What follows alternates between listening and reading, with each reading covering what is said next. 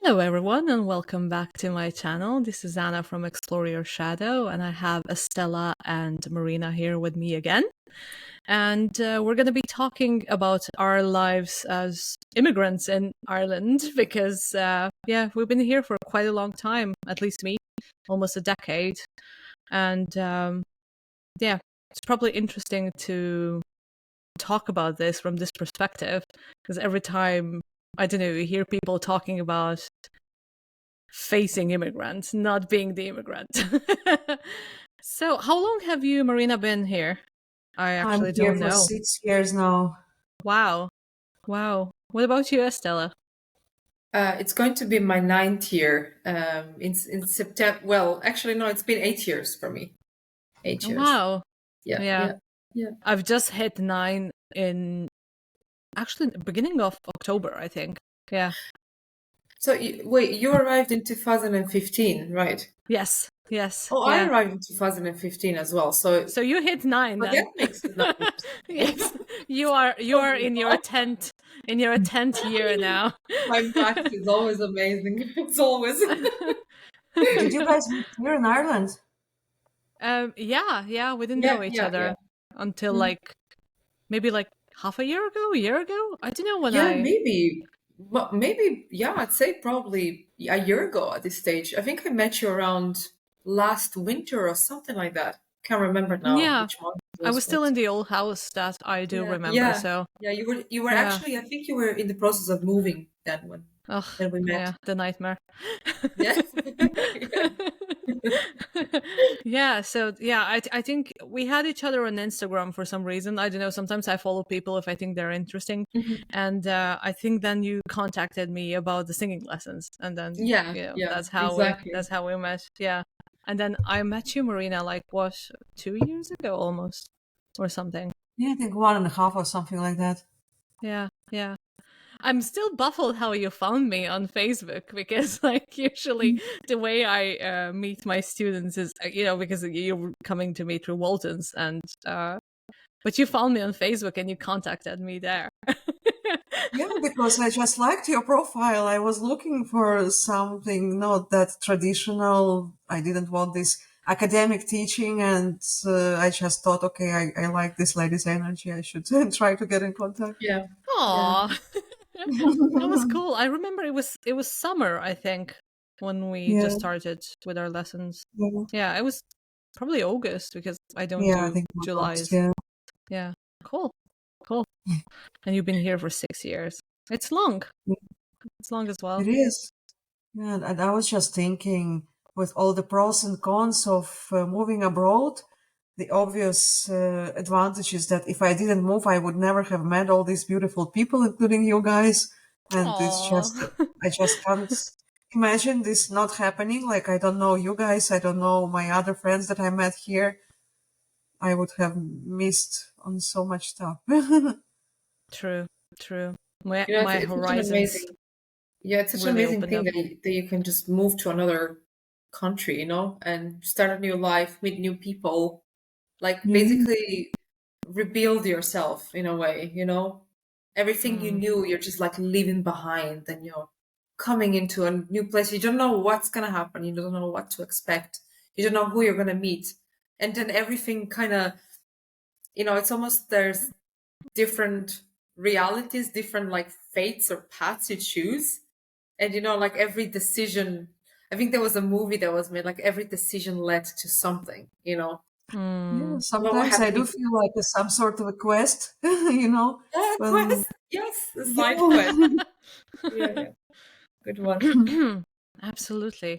Yeah, I still remember coming in here that was like the beginning of October, and the first thing I thought, because I arrived with a ferry actually, not with a Oh, really? plane, which is weird, No? right? I What? arrived with a ferry. I was in London for a week or maybe 2 weeks, and then we Mhm. decided like we're gonna come to Dublin because we had some friends here.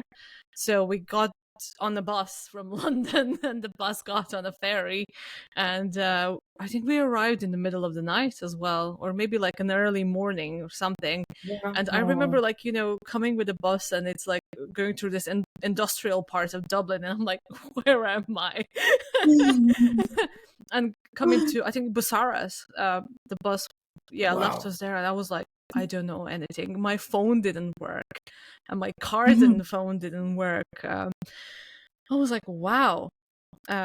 But we managed to find our way through. So that was, once you kind of set your mind to something, things just work out, I feel. Yeah, Yeah, I didn't that set my mind into anything. It was just such a random decision for me. I just needed to change something in my life, and I've never been to Dublin before. And I just moved because of very random conversation with my former colleague, who told me that there is an opening in the company that I'm working for at the moment with exactly the same qualification that I have. And I'm like, okay, I'm listening. Why not? And I was 35 at that moment, and it was like now or never. And Hmm. the stars just aligned, and it was the hardest and also the fastest decision in my life. I just, okay, I'm doing it. wow. Yeah. Yeah. So, I love hearing the story of how everybody comes to that decision, whether they've had enough, whether they want to change something, whether they want to leave something behind. Like everybody's story is kind of different but similar in a way, hmm. boils Hmm. down to the same energy, I actually So, arrived with another 3 people. It was 4 of us. Well, we didn't arrive together because like the other 2 guys stayed in London for another couple of days, but like we met up obviously here in Dublin. And I remember the reason for leaving Croatia was that my band at that point was offered a tour, but we didn't mhm. have enough money to pay for the, Oh, and we just had enough. We were like, okay, as a band, we're leaving the country. And wow. Are you still eh, are you still in the same band with the same people that you moved here? no, no, no. No. Some of them like gave up and found other things, and we had to like hold with the band for a while until we get our lives together here in Ireland. Like everybody had to find jobs and stuff, and Yeah. even then, with accommodation was tough. So we were living on the opposite sides of the city and everything. And then we did try playing together, but then kind of life went its way. I don't think that. So it was 3 of us it was supposed to be the whole band, but one person bailed in the last moment. Um, she was the violin player. She just 2 days before she was like, "Sorry, can't do it. Bye." Oh, And the bass player, he was a bit.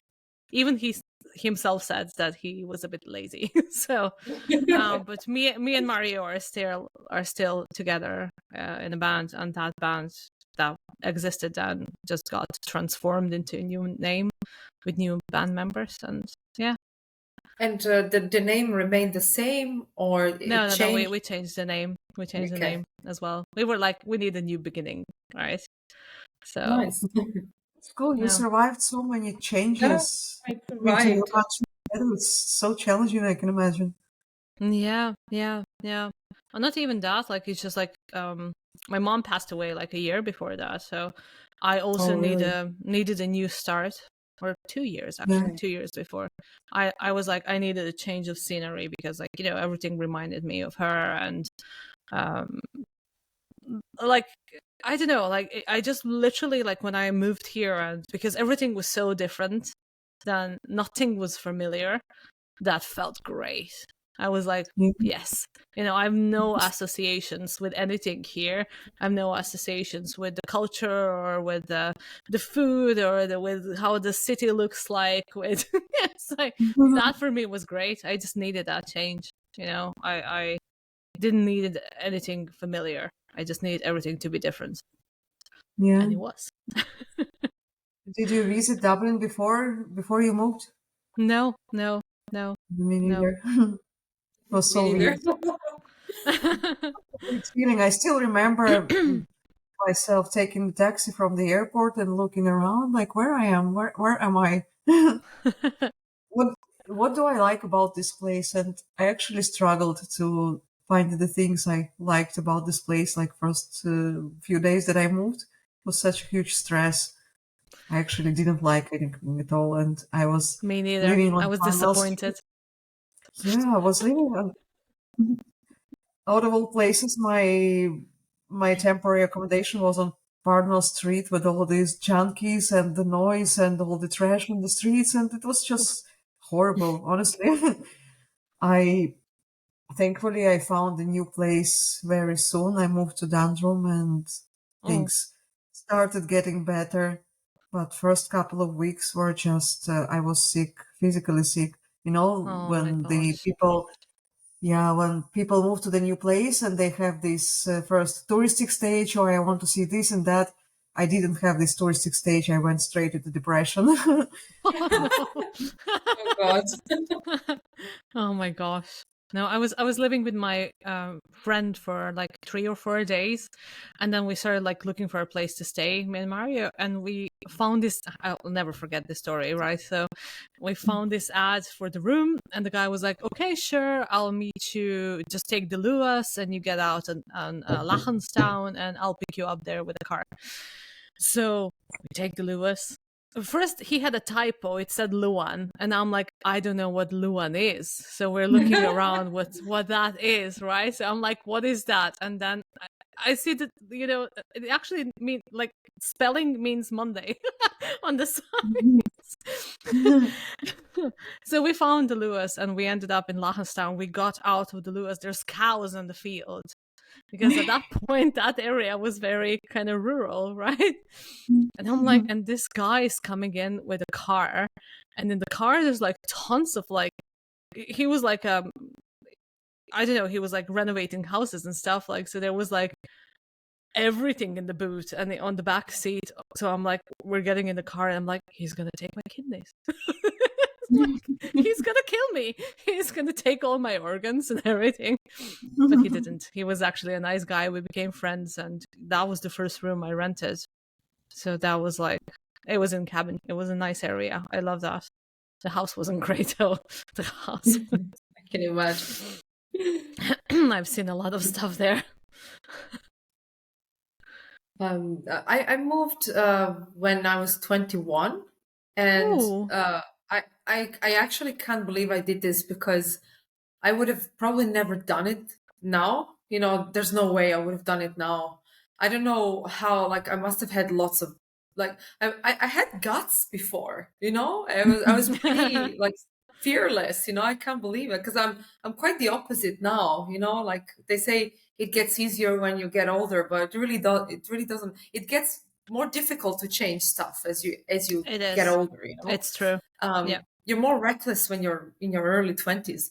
So I was in Croatia, couldn't find a job, couldn't go to college, couldn't afford it. Everything was kind of falling apart around me. I realized, like, I don't want to live with my mom anymore. You know, I'm an adult. I need to like spread my wings and fly away, you know, but how do I do that if I don't have anything? I literally have Yeah. nothing, you know. And I remember that summer, I just couldn't get a job for the life of me. I just couldn't. And I was like, okay, I'm actually sick of this. I'm sick of like living in this sort of not having anything, you know? I want more to life. I want to experience things. I know like I was meant to go out there someday, you know? But I just thought, okay, if I get stuck here, that's going to be the end of me, you know? And that's where, like, this summer, I had a massive mental breakdown. And this summer, I was like, okay, by September, I am going to be in a foreign country. I don't care where, the UK, Ireland, Norway, Sweden, it doesn't matter. I will be there. I don't know how. And I set this plan. I was like, okay, so I don't have money. I don't know anyone. No one wants to come with me. All of my friends are like, no, fuck this. This is too risky, you know? No one had money, you know? So I was like, okay, how do I do this in a way that will secure me like accommodation and food? Like I need to be able to survive, you know? And then it kind of hit me. It's like, hang on a second. What if I become a babysitter, an au pair? You know, and Ah. I never had any experience with children. You know, I had no idea. I wouldn't even know like what to say or what to do. But I said, look, you know, fuck it, at least for a month or two, so I get settled. So I open up my au pair profile, I contact this family, and I have an interview. And it's funny because the parents initially, they weren't really convinced. They didn't really like, it's not that they didn't like me. They were kind of like, look, you're a nice girl, but you don't have experience. So what are we supposed to do with you, you know? The Yeah. girls, there were two girls, and they absolutely, I don't know, I don't know what I did. I just built this connection with the girls on over the camera, and they absolutely loved me. And they're like, yeah, we want her to come. She seems like so much fun. So I ended up flying. Oh my God. Oh, it was so bad. I literally had, I'm not joking. I had 50 euros in my pocket when I moved. I I literally had had no I had savings, 200. nothing. I had No, I'm not, 200. honestly. I know it's a crazy story. I didn't have anything. And I knew I was going there. Okay, I'm going there. If something happens to me, I'm basically homeless because like I have no money. I have nowhere to borrow from. So I come there. This guy picks me up. The father of the two girls picks me up, and he's a very obnoxious man. He picks me up it was midnight. It was exactly midnight when we landed. And he's very obnoxious. He's a bit like, they're very posh. They're like a posh family. Ah, They were very nice in the end, but they're kind of like for that to, I am this goth girl full of tattoos and piercings and all of this. And, I show up in a posh family, and you must imagine what they thought about me when they saw me. They were like, oh my God, this girl is going we to be made a trouble. mistake. Yeah, exactly. Like, and I don't blame them. I was a wild 21-year-old, and I mean, I still am wild, but I was wild in many other ways. And anyway, we sit in this car. It was pitch black at night. We sit in the car, and I start speaking because I'm uncomfortable because I don't know what to say. And the first thing he says to me, he's like driving, and he's like really awkward. He's like, okay, you can clearly speak English, but your English is really rusty. That was the Oh, first thing he said to me. Oh And I was like, okay, no. good. And I could tell straight away me and him were gonna fight. Like, because he was an Aries as well. And I'm like, my second sign is Aries. I was like, okay, I'm not gonna get along with this guy. I straight away could tell. But then as I got to the house, and next day I met the girls, to be honest, the girls, they saved me. They were the kindest Mm. children you could imagine. Like really, really nice, nice girls. Like I felt like they were my two daughters almost. They were so sweet. Honestly, I probably would have not lasted if it weren't for them. So I was it an stayed, Irish family? basically just being this wild au pair, and they had so much fun. We had so much fun together. They didn't really like, the parents were kind of like, we're only keeping you because the girls love you. That's the only reason. So yeah, that was pretty much it. That's how I started. Like, and you know how it is. You come to a new place, you get settled, then you look for a job, then you meet people, then there's a ladder, and then things just kind of started happening as a domino effect. One thing leads to Yeah. another, and so on, so on. Like I was lucky because they could have just fucked me off, and I would be on my way back to Croatia. Do you know what Yeah. my first job was in Ireland? What? I worked in a Halloween shop. No Oh my way! You're kidding It was me! so good. I Oh loved my it. It God! was just like a seasonal job, but like I got a job in a Halloween No shop and I was like way! selling costumes and stuff. And the owner loved me. He was like, "You are so good at this. How are you so?" I was like, "Halloween is my life." You It's rolled this like, up, of course. oh my gosh! So that was my first job in Ireland. It's in, you probably know the place Silly Shop, but it was in Dundrum actually. So Oh I yeah, was I think I heard. Yeah. around that Like area how as well. amazing it is to just go like straight away you work in a Halloween shop. That's just fucking awesome, isn't it? Like I arrived. I had no money, so I sold everything I owned, and I got 200 euro. How pathetic is that, right? So I obviously owned nothing. So I had my piano. I even yeah, sold some of yeah, my clothes because I was like, I had no one to help me. My father didn't give me like a cent, and I had no yeah. one else. So I was just like, I just sold everything. And then when I arrived here, there was no like oh, we're gonna do tourism now. I was like, I need to find a job now. So I Yeah. remember Yeah. coming in Yeah. on Friday. It was Thursday, I think. Thursday evening, I started sending CVs everywhere, and I got a job interview the day after, and I Wow. was working Wow. on Get it? Monday. That's Yeah, I got amazing. it. Yeah, I got a couple of them actually. I don't know. It was probably really easy at that point. And my friend was like, "You can always apply for McDonald's. They're gonna take you." And I did, and I went there. I got that one as well. Um, but yeah, it was very stressful because I was like, okay, like I, I don't have any money. Like we paid for our room, and we have a budget of €5 a day until we get our salaries. It's Oh. like, but we survived. Like it was kind of, Yeah. I don't know, in Yeah. those kind of situations, like a person finds some kind of inner strength, and you can pretty much do anything.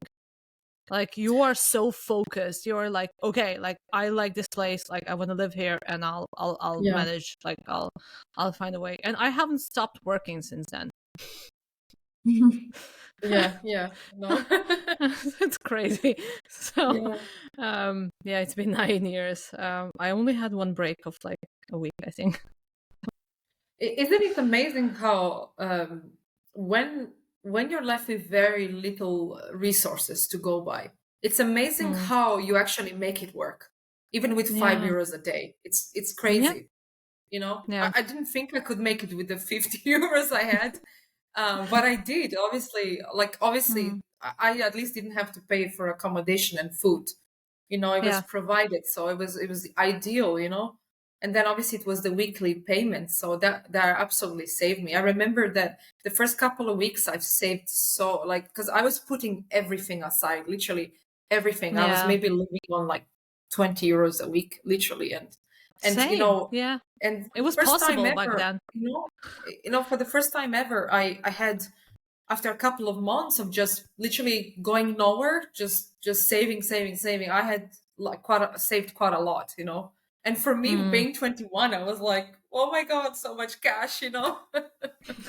It was And nice. it was so bad in Croatia at that point. I Hmm. remember I was working as a student mostly, so the students' wages were like ridiculous, right? So I remember I was earning like with like €150 a month there, which was pathetic, Jesus. right? Yeah. And then I arrived here, and I remember the second job I got was in Lidl, and the first like proper wage when I got, I almost had a heart attack. I've never seen so much money in an account before, and I was like, what do I do with all this money? Yeah. Like, Yeah. I what do know. I I do know. with all of this? Like, I've never seen so much money in my life before. Yeah. It was such a boost for confidence. Like it literally what it done. It done. I finally felt like I can do anything, and it's something that Croatia never, unfortunately, gave me that feeling. Uh, Hmm. it was Ireland that made me feel like invincible, and everything just went up from there. And I love this country as if it was mine. Like Uh, literally, like I always say that Croatia was my how do you say that, like an evil stepmother, and Ireland is my mother. I always call, I call Ireland. I always used to joke even with my Irish friends. The first ones I met in Dublin, I said, the Celts have adopted me like they're Mm, like stepdaughter, basically. You know, like Ireland yeah. is, yeah, it's my adoptive country. You know, because I felt like when I came, I was like a poor refugee. I literally had nothing, and not like I had anyone that I could fall back on. You know, like No, I couldn't no. just call anybody and be like, hey, can you like lend me 100? No, like, cause like my mom was in a very tough situation back then. My sister was like a student. I literally had no support, you know. So it was so like Ireland really not only did it like take me in, and I was so eager to give back to Ireland what I came Hmm. here to do. You know, I was eager to Same. like show myself and really show that like, oh, I wanna be here and I wanna work, I wanna pay your taxes, I wanna be a like an abiding citizen, stuff like that. Yeah, yeah. I felt like everyone here I don't know. I had this kind of like feeling of like people care about this country. It's like Yeah, something yeah. that in Croatia there's this huge patriotism, but people are gonna cheat on their country as soon as they can, right? Say they will steal, they will, you know, there's a lot of corruption, there's a lot of all of that, and I'm like, well, that's not patriotism. And I felt people here really care about their country, like, you know, they wouldn't do anything to kind of hurt it. And that was the first time I've seen something like that, and I was like, okay, I feel like my moral values are actually at place here, which was the first time I felt that. I straight away felt respect. You know, even though, okay, the posh family was sort of looking down on me, except the girls, Yeah. because they were children. You know, obviously children, they don't still have that concept, you know, of like social hierarchy, you know. But I felt with everyone around me, like I felt incredible amount of respect and humbleness. And I didn't know what to do with it the first couple of weeks because Yeah. in Croatia, all I was used to was just obviously I had a lot of friends in Croatia, but beside the friends, I always felt this like aura of disrespect and Mm. this jealousy of some sort. I don't know how to explain it. It isn't jealousy. It's just malice, you know, Mm. malicious intent and like not being happy for you. Well, in my first couple of weeks in Ireland, I felt this breath of fresh air. And you know Yeah. what? I remember my first couple of weeks, I was walking the girls to school, and everybody was saying hello to me and smiling. And everybody was stopping me on the street and talking, oh, what a lovely day. Oh, where are you from? And I was like, what? Yeah. I honestly didn't know what to do with it. It was beautiful. It was the best thing I've Yeah. ever experienced, you know? I couldn't believe someone can be so sociable and kind. And people look you in the eyes and they say hello, good morning. And I don't want ever, I don't ever want Irish people to lose that because I think shows so much level of respect and kindness. And I know some people can say, oh, but it's fake nice. Yes, but It's it's not. nice. It's not I don't know. like it's You nice. don't care if it's fake or not. It's I just don't like you care because it create. makes my day, you know? Yeah, you It makes It create me a happy. doesn't nice have to be society with that. fake, Yeah. it doesn't mean that we are friends with every person that we meet on the street. It's just Yeah. to acknowledge the person who is in front of you. It's now it seems like some common sense, but when I was in Russia, the culture is different. It's just about the culture, not about the each and every person. I could come to the office and even the colleagues with whom we work on a daily basis, they could just pass by without saying hello because this is just considered normal. And Mm. here, just random person would say hello just because you pass by each other. It's just nice. It is, yeah. There is no obligation in that. It's just to make this moment a little bit nicer for everybody. Yeah. Yeah. Yeah. No, No, definitely. it's Like just even like you know, when you go to a bus and you're exiting the bus and you say thank you to the driver, I'm Yeah. like, I don't want this to ever change. It's just so no. nice. You know, it's just so nice. Like we don't do that in Croatia. Like, I mean, there is community there and everything. Like, it's not like all bad, obviously, but like I would really miss that if Ireland would change at any point, you know. And Yeah. now when I'm in the bus, sometimes like there's like 4 or 5 people exiting before me and they don't do it, and I'm like, no, no, Mhm. we need to keep this going. Like, Keep the this is tradition. important. Yeah. Yeah, yeah. Some of the traditions are really like, for me, before tradition was always something bad, but like some Mhm. traditions they need to stay. They're good. They don't need to be changed.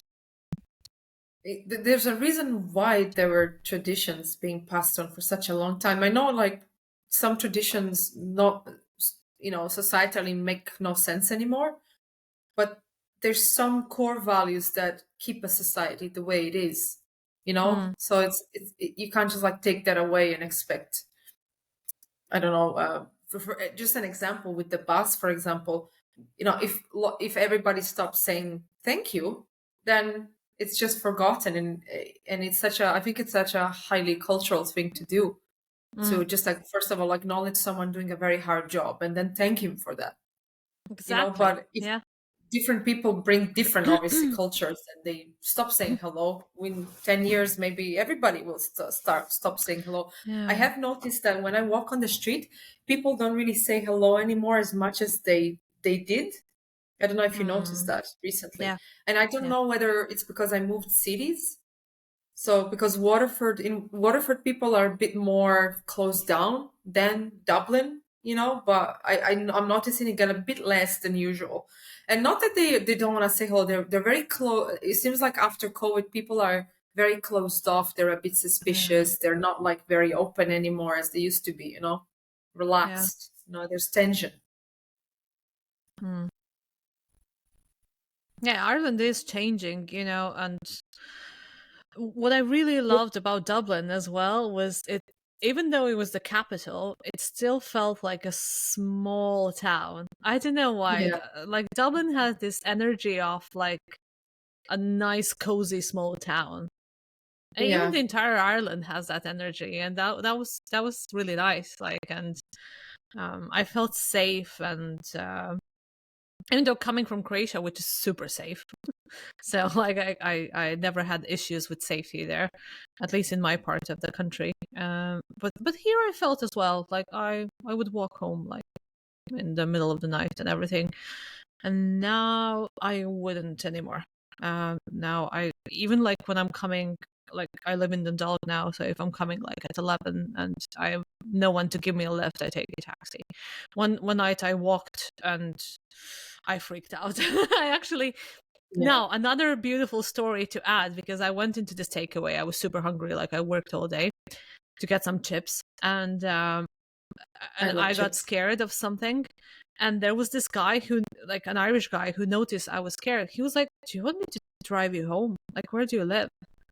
And I was like, "Well, you don't have to. Like we don't know each other, so I don't know the guy." And he's like, "No, I'm gonna drive you home." Like, and So, the person that was behind the counter, she was like, "Don't be afraid. I know the guy. Like he'll drive you home. You're okay, right?" So Wow. he took me in the car, and even the bridge was closed, so he had to take this huge detour. And I was like, "I'm so sorry, like that you have to like drive me all the way." It was like, "No problem at all. I have 2 daughters. I want to make sure they're safe as well." And he took me home. I was like, "Wow." That's amazing. It's Yeah. sometimes human kindness just spreads in, just reaches you in ways you can't think it's possible anymore. You kind of lose hope some Yeah. days.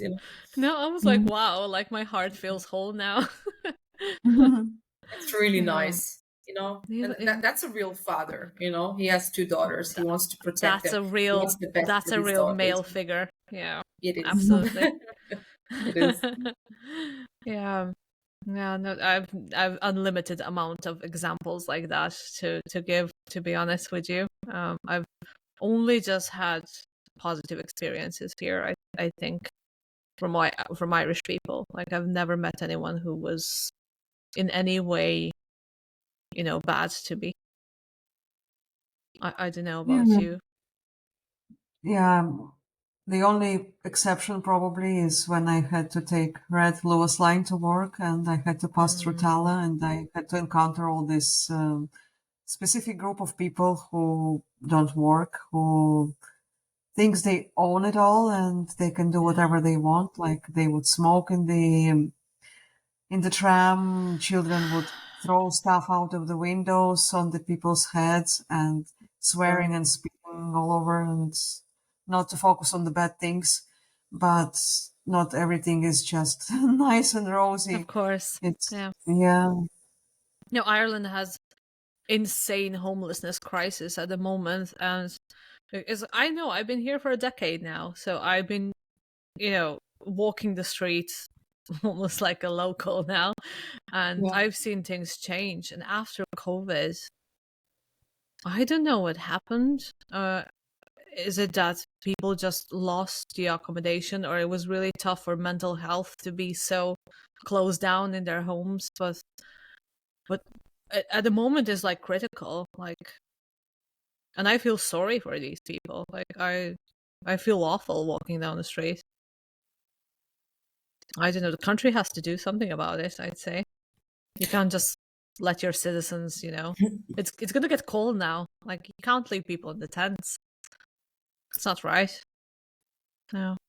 I don't know. Do you think it's let's say side effect of the COVID lockdown that lots of people were locked in together and they didn't have access to maybe treatment, like maybe psychiatric treatment or general treatment or therapy or something, and something went wrong there, mentally speaking, and obviously they lost accommodation on top of that. So just in combination, I do see that lots of people have like completely lost it since the COVID pandemic.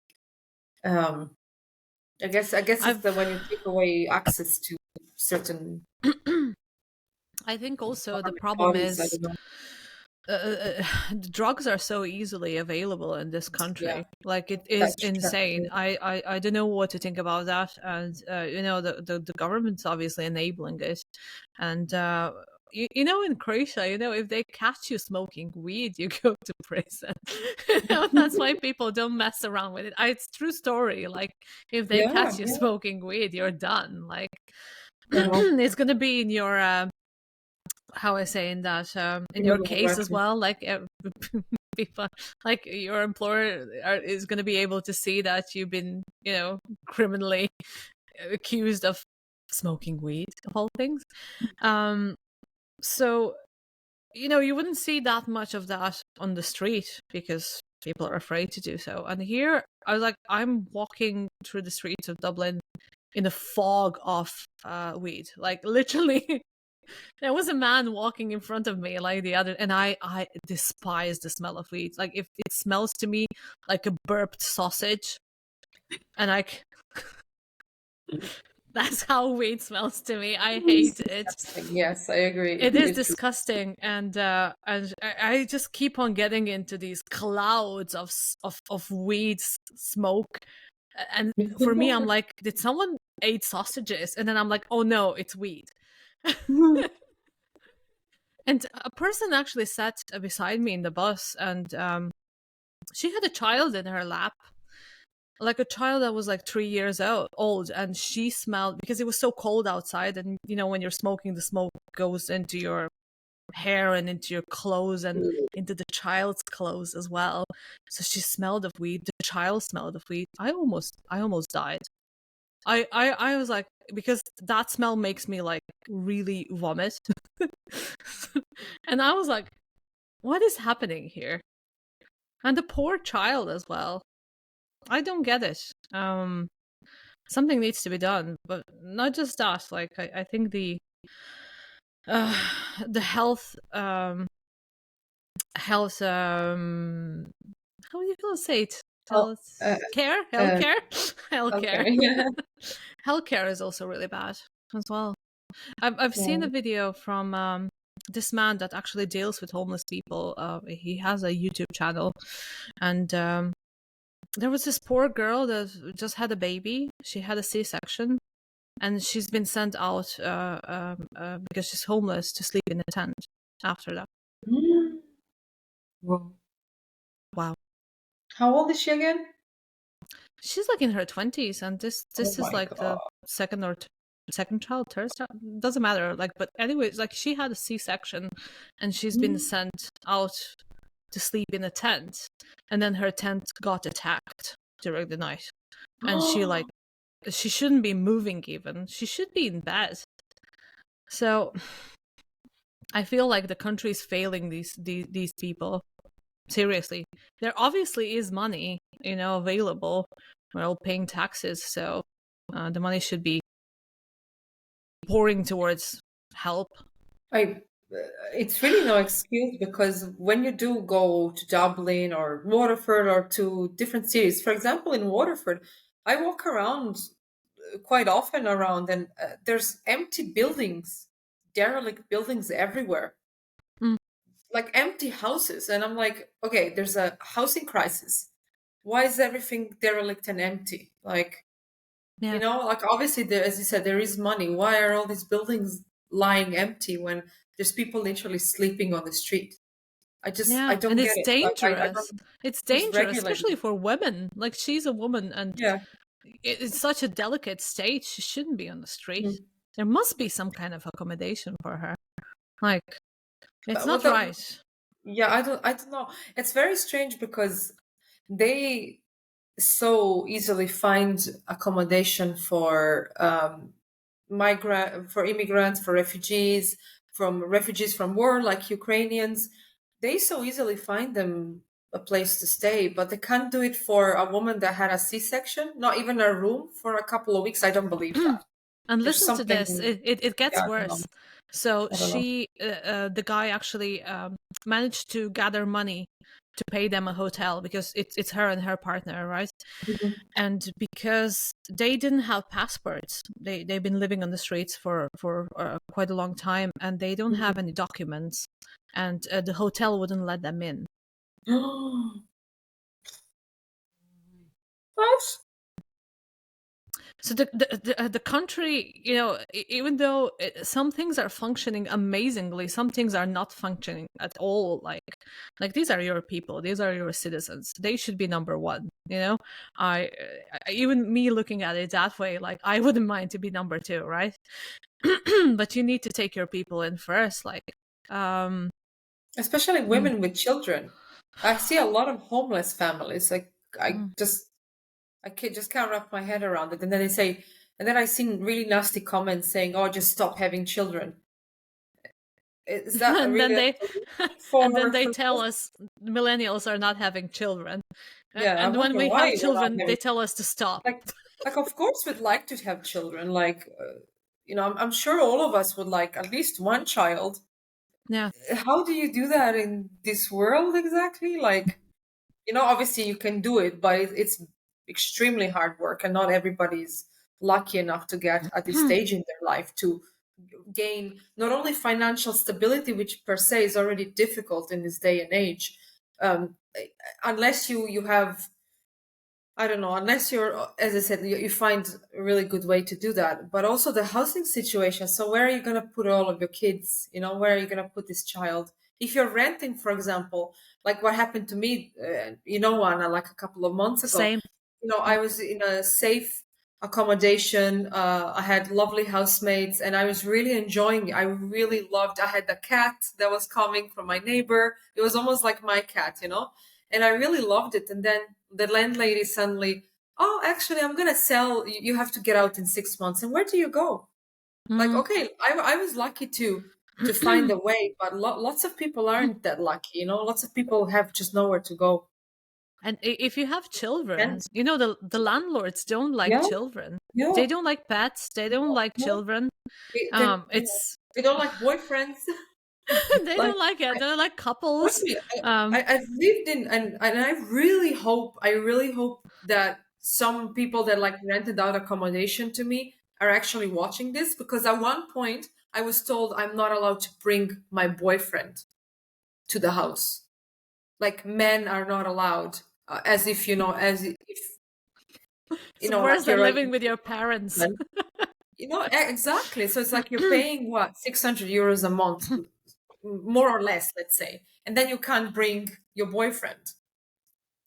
Like, not for one. Oh, you can't actually. I've heard worse reasons. You can't bring your parents. They can't come and stay because you're the only one who's supposed to be in that room. Like, they can't sleep on the couch because it's a common area. Like, if someone comes to visit you, it's Mm. ridiculous. I really hope they're watching this, because I actually want to punch them. It makes me so angry. Like, like, you can't be Yeah. taking all of this money of people and then giving them these restrictions. It's crazy. Yeah, I I guess it think the depends. Yeah, it's like take it or leave it, as I say.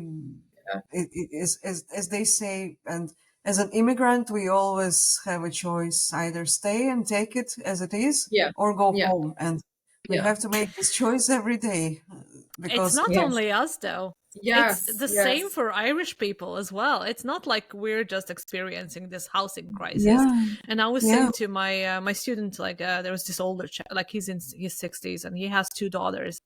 And he's like, Anna, they're struggling. Like they can't find accommodation. They don't have any hope they will ever buy a house. So it's not just like, it's not just us that are struggling. It's actually, it's actually the Irish people as well. And I think the worst part about Ireland at the moment is the housing crisis. Yeah, Definitely. I but think I it's as an think Irish, Irish people, they have Irish passports, and with this Irish passport, they can go almost anywhere in the world, and in most of the countries, they would be allowed to work. And this is just so much freedom, and it's uh, all about the choice. You can stay and complain, or you can go yeah, and choose something else over benefits that are provided here. And there is hmm. no place which is perfect. Why I would you left Russia. why Uh, would you leave your country if you don't want to? It has to yeah. be a You, choice. you Like, shouldn't have to leave your country if if yeah, you don't yeah, want to. It's sad yeah. that you even have to do it because I you're mean, I'm forced. pissed off with Croatia because like it treated me that way, that I wasted years and years there not achieving anything. Um, but would I leave if life there was good? I don't know. Yeah, well, Maybe my life not. was good. I still left because of my own reasons. Yeah, Yeah, yeah, yeah. Maybe not all aspects of your life were good. Yeah, I mean, at least financially, I had my shit together. I moved for completely different reasons, and I didn't Mm, gain financially because of moving here. At least not in the short term. Maybe in the long term. When I look back in 5 or 10 years, I would say, yeah, that's was the only right thing to do, and it probably will be like that considering the political situation, but everyone has their own reasons to move. Some move because of mm. financial reasons, some because of something else. So And there is no place tons that is of perfect. Irish people are actually leaving the country, and a lot of them are like people that Ireland actually needs. For example, like nurses and yeah. people that work in Doctors. healthcare, Yeah, doctors, because like it's they've been offered jobs in Australia, and obviously the weather is nicer and the yeah, wages are better. And I mean, this migration of people has always existed and will always exist. But yeah, I mean, in general, Europe is experiencing housing crisis. Like wherever you look, like if you look at UK, if you look at France, or I've been in Netherlands recently, and you go like on Booking.com, and people rent out tents in their garden. I'm not even joking. So you go like and search, and you see a tent in someone's garden, like a not even nice tent, just like, oh, you can spend the night here in the tent, and I'm like, Look, amazing. I was looking for this kind of, there are these campsites where you can put up the tent or you can rent the tent that they put up for you. And these places are booked out months in advance, especially for the summer. I was looking Yeah. for really. something like that for my I surf need trips. a toilet. Sorry. Okay. Yeah, there's no way you can even just show up. You can book it in advance, fucking tent in the fucking garden. Yeah, I know, it's crazy. Like I and then in Italy you can buy a house for €1. Yeah, yeah. Yeah, in Italy and like we were looking at you were looking at Finland, I was looking at Sweden. Oh my God, Mm, I can't like I know the houses in Sweden are sort of in the middle of nowhere, but or they're in really nice suburban areas, and it's mm, literally like a huge house with like I don't know 4 bedrooms. That's around 53,000 euros, and yeah. they're not like old or anything. They're just not in the most popular areas. I guess they're a bit in Mm. the countryside, but they're absolutely amazing. Like, oh my God, if it's such an amazing home. This is the kind of home I see that I want to have like lots of kids in, I would be, Yeah. if I had such a home and I was like financially stable, I would like pop kids like crazy. I swear to God. A People kid would of the say year. what? Okay, here, I'll calm down now. But it's like, oh, I'd love to do that. Like, I'd love to have like a large family. It's just, Hmm. I don't know, like it's just like the current reality is built that way that It's like I don't even see myself having one child, not anytime soon, sadly. But because of the current situation, hopefully it will Yeah. change in the future. I mean, like I was reading and I see a lot of new houses being built. There is a huge initiative to sort out this housing crisis. So hopefully they do something about it. Yeah, I hope It so. will be great. I still don't know. Do I want Ireland to be my forever home?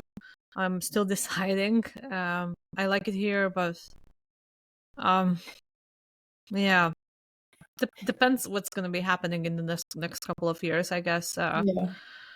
It's just everything is changing so rapidly, and it's like when you live in a country that has that kind of. I mean, it's a small population. What are we at now? At 6 million? A bit I less? think six Five and a million. half? Yeah. Yeah, Five it's and it's five like and a half. it's very easy to see the change happening in that kind of a small population, right? When you're in UK or in London, where there's like this massive city with so many people, if something changes, it's not that evident. Here, every single change, everything that changes is boom. It's like, wow, okay, this wasn't here before. And I'm interested into like seeing what's going to be happening, because I feel like there is a lot of frustration. Um, Even a lot of my friends are leaving, just because of the awareness that they're never going to be able to buy a house here or start a family. Yeah. Yeah. And it's becoming really like for my Yeah. generation, because like we're just reaching 40s, we're like it's now or never, Yeah. so we can't No, I wait yeah. anymore. The No, clock I is understand. ticking. I really understand your generation because I would probably be looking into doing that as well. Hmm. If I was, I mean, we're not like you're what, maybe 7 years older than me. You are, I I am think. 38 at the moment, so Yeah, yeah. So eight. 8 years older than me. Yeah. So pretty much like if I was 38, I would be like, I would be looking into, okay, where can I like build, where can I create a family? Like obviously I can't do it here. I can't buy a house. I can't. So yeah, no, it's definitely like I understand where they're coming from. I think I still kind of, I'm kind of hoping that I'm definitely gonna give it a go and see how it goes because I really, it's always been, I've always looked at, Enya, Mm-hmm. the singer Mm-hmm. Enya, Oh, she has and a she has a house in yeah, Killarney, Killarney is it? Beach, like yeah, Yeah, somewhere there. Killarney Beach. Yeah, it's a Yeah. castle. She lives with her cats, and it's always been my dream. Like, oh, if I could like buy a nice house in Ireland and live beside an old 14th century church and a graveyard, and I can be like live this witchy family life, that I've always dreamed about. It's like, I would feel sad that I would have to like leave because of that. I don't want to, Yeah. but obviously, if you're forced, you're forced. Don't, let's see what happens. I suppose. Best advice. I Yeah, think when about you leave. starting a family, I I just met a friend in the surf club. I think he's in his 20s. I didn't ask what exactly his age is, but he's from Brazil and he's married and he has a child who is like 1.5 years old, and his Hmm. wife is pregnant again, and he's just working in the delivery, so he makes very little, like 1,000 something euro, but he's so optimistic about the future. They're renting, they don't have their own place, but it just doesn't seem to bother them at all. So they are quite, yeah, they Yeah, know their funds are limited, and they will have to try hard to yeah, yeah. actually get their shit together, but it Hmm. doesn't stop them from having kids. And I would be terrified. Even I'm in a much better situation financially, but I would have been terrified of having a child before I have my own house. It's just a Same. mindset, I guess. Yeah. And for me, it's like this silver line where I do I care, like, do I overthink it, or does it make sense? All my fears, it's just fears, really. when it actually happens, the child is there already, and you just keep going, you know. You need to get your shit together ASAP. Like, Yeah, no, you have no time. Once it comes, you just have no time to like figure it out. You just have to yeah. like get a grip, you know. I But yeah, Yeah. I in suppose it's the mindset as well. But you know, if you look at our parents, I don't know if all of our parents like you know, my mom had a like we had our family home from my grandmother. We still have it. So my mom felt secure enough to like you know because obviously she had somewhere to be in and live my in, and she parents could raise bought us a in the house. house. You know. My dad was Yeah. 24 when he Yeah. bought a house. Yeah. Like, and my parents paid off their home in 4 years. Like the Wow. inflation just just took away the Yeah. mortgage, so they paid off their home in 4 years. Unfortunately, the war started, so we lost it as well, and we had to rebuild. And it doesn't. He still was able to rebuild it, even. And yeah, it was like that was normal. Like that generation just as soon as they left school, they had a job. And then there Yeah. was like in Yeah. Croatia, there was tons of factories where if you would work, they would also provide you accommodation. So you could start your family immediately. There was Yeah, exactly. no, Like, it's not, you could even like find just a stable job and you just yeah, had it for 20 years, you know? Like you didn't really yeah. have to, You had it then your you whole could life. sort your life out. You could get a Yeah. car, you could get a mortgage. It's just now what I personally find that I don't know about you, Marina, and I'm sort of like, I'm sort of familiar with your situation, but not entirely. But ever since the pandemic, I'm struggling to get like a permanent contract, and I don't know what it is. Hmm. It's just not happening. For 3 years, I haven't been on a because my contract just gets renewed like every couple of months. But there's like no, it's sort of permanent, but it's not. If you know what I mean, like I Hmm. don't have any stability with it. It's weird. Yeah. Yeah. I don't know how to explain that. I never had. I always had like permanent contracts in Ireland until recently. I just can't get a freaking contract, you know, to be Hmm. permanent. It's crazy. I really don't know. And the bank Yeah, won't I'm even thinking, consider you. I have, yeah, I have the same job for 12 years now, so I'm okay. Wow. Oh, okay. Oh, Wow. so you did this job in Russia as well then? I did, yeah, I work for the same company, It's and we have amazing. an office here, so yeah, Okay. it was a Oh, that's very easy transfer for me. When I listen to your stories, I'm like, wow, these girls are so brave to do this and just start from scratch. For me, Or it was just crazy. so seamless. Yeah, you're crazy. I was just, for me, it was literally, I didn't even have to pack. Like, I had this relocation package, including oh, people came to my home and packed my shit in the boxes. I didn't have to do. nice. Otherwise, I wouldn't have done it. I would have been so scared because, like, this sense of Yeah. security you're talking about, for me, it's just, it's my fundamental need. I need to feel safe financially. I need to know that I have this amount of money to survive. And when it I comes know. to like starting a family, when I'm abroad and I just know that if something goes sideways, I have nowhere to go, and it can be like irrational. Like, anyway, people live here on social welfare. They don't have to work for years. And I think we discussed it earlier today, right? So people just don't bother to work because social welfare takes care of them. And Yeah. yeah, they wouldn't be bothered to make more kids. And with every kid, I think the social welfare is getting better. I don't know how Yeah. it works. I've Me never took. neither. Yeah, I was never interested to see what happens if I don't work. Same. I Yeah. was never, Yeah. yes. But Yeah. now I'm redundant at one of my jobs, so I have two. So I think I'll take a month off. You know how if you do part time, you can get some kind of Mhm. supplement, and I'm like, I really need this for my sanity because I will go crazy if I just leap into a new job. Yeah. Because like I'm just out of like doing two jobs in the college, and I'm like, I seriously need this for my sanity. So hopefully, Mhm. hopefully I can have a month of just doing part time.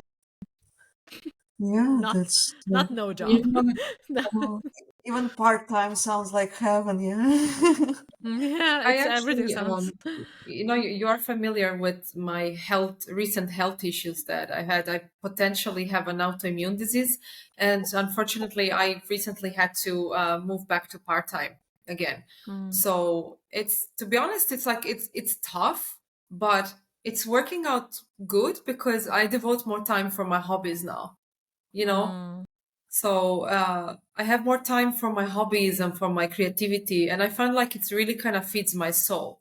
And then I find that I get more rest, and then I even would like, you know, I'm hoping that if I get my health under control again, that maybe I'd like to maybe like continue doing something more, like maybe a second job would be nice, or mm. whatever. So it's really I actually find like it's really lucky to have a nice full-time job that you can depend on. And I think it's like in today's economy it's really hard, but part-time is actually not that bad. I mean, I know a lot of people frown upon it. I mean, it's financially hard, but it does give Yes. you that sort of like, it does give you that rest that, Anna, you definitely need that, Oh my like, God, I have honestly. been Yeah. crawling for the last couple of Yeah, months. I Like know. I wake up and I want to Yeah, crawl to work. Like I don't want to yeah, even walk because I can't. And then I'm like, okay, Anna, you need to get your shit together. People rely on you. You need to, you need to show up. But But I oh my think God. it's important that you love what you're doing, right? So you do yeah. work hard, but at the same time you love your job, so it gives you some energy. When you have to work and you don't really love it, it is exhausting. I get sick immediately, so I need to change the Yeah, job. yeah, Yeah. yeah. Tell me about it. It's. I've been getting sick now every 2 weeks, and it's. Ugh. But it's strange. I've kind of gotten used to it now. Mm. When you used to get sick before, you'd be like dying, and now I'm just like constantly sick. So I'm just always like, okay, just another week, I suppose. Yeah, I think I had a couple of burnouts, but I think the worst one was I think it was towards the end of college in May or June. I just could not do anything, and I had no explanation for it. I was like, I'm falling apart. It's like I am so close to not really being able to function, and I've never experienced this before in my life, and I cannot stop now because I am so close to the goal, and I just need to walk or even Yeah. crawl to the finishing line. And I was complaining to my partner, and my partner is like, you know what, you need to do this. They're like, I don't care how you're gonna do it, you do it. And I was like, oh shit, now if I don't do it, I'll be an object of mockery. That was in my head. I was like, I'll do it, and I did it. But no, I honestly, like, that was the You closest know, that to myself breaking myself, like. And it's but it's a if dangerous you thing. if you don't take a rest, literally life will find a way to force you to take that Yes. rest. And I know this Yeah. sounds like a bit, maybe I hope it doesn't sound too like, how will I say, It's like too true. straightforward. But Yeah. that's why, because I was exactly the same. I kept going and going and going and going, and I kept getting sick and sick and sick and sick. And at one point, I just ended up in the hospital. Mm, Your body's just like, no, you need no. to fucking stop right now. You need to like rest, because I'm gonna kill you if you don't rest. Like, that's literally what the body's like screaming no. So like, I always advise anyone, do not wait until you literally collapse and end up in the Yeah. hospital, because you've Yeah. worked so hard. And it's like, it's nice, it's honorable to work hard. It really is. It's nice to like love what you do, and it's nice to have ambitions and goals, and pursue something you really love. But there comes a time where your body is just really, like, your body is really crying for help. But And this is that's this where is burnout's coming to the equation. you this know is Slavic sickness, Us yeah. Slavic people, we are like this. We are just gonna work until we die, and then we're gonna have pride in Yeah, it as well. yeah. So Yes. like, we are your perfect immigrants. Well, sorry, but We will we, my thing we thing will work popped. until we die.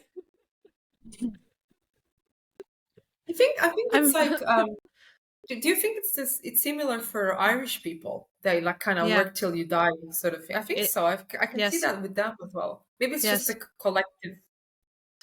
Yeah. I talked with my teacher, so she's like this. She's like a famous Irish classical singer, and she said that there's a reason for this. That they overwork and it's never enough. It's never good enough.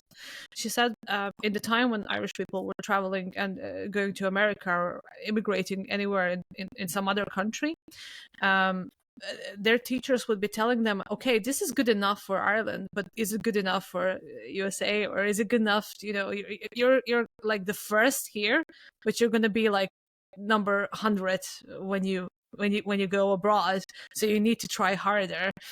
And I was like, that's interesting, and they had this like complete mindset that they really really really need to be really good at whatever they do, because it's not going to be enough. Mm-hmm. And it may be some kind of cultural thing. So whoever I know from Ireland that does work, they work hard, and they will not Yeah. complain. They will just. So you do kind of feel bad if you don't do the same. So I said to my partner, this is not a good environment for me sometimes, because like I overwork, and then when I see people overworking even more, I think I'm not doing enough. Yeah. So I'll push myself even more, because the standards are like incredible. They're really hardworking people. They are hardworking. I see this at my place of work, where I have this tendency, and I know my colleagues probably don't like that, but I have my reasons why I do it. Like when it's time to leave, it's like I don't know, 5 o'clock, 6 o'clock, 7 o'clock. It depends when I finish. I just leave on the dot. Like obviously, I finish what I have to do, maybe a minute or two, but I see it's 6 o'clock and I leave.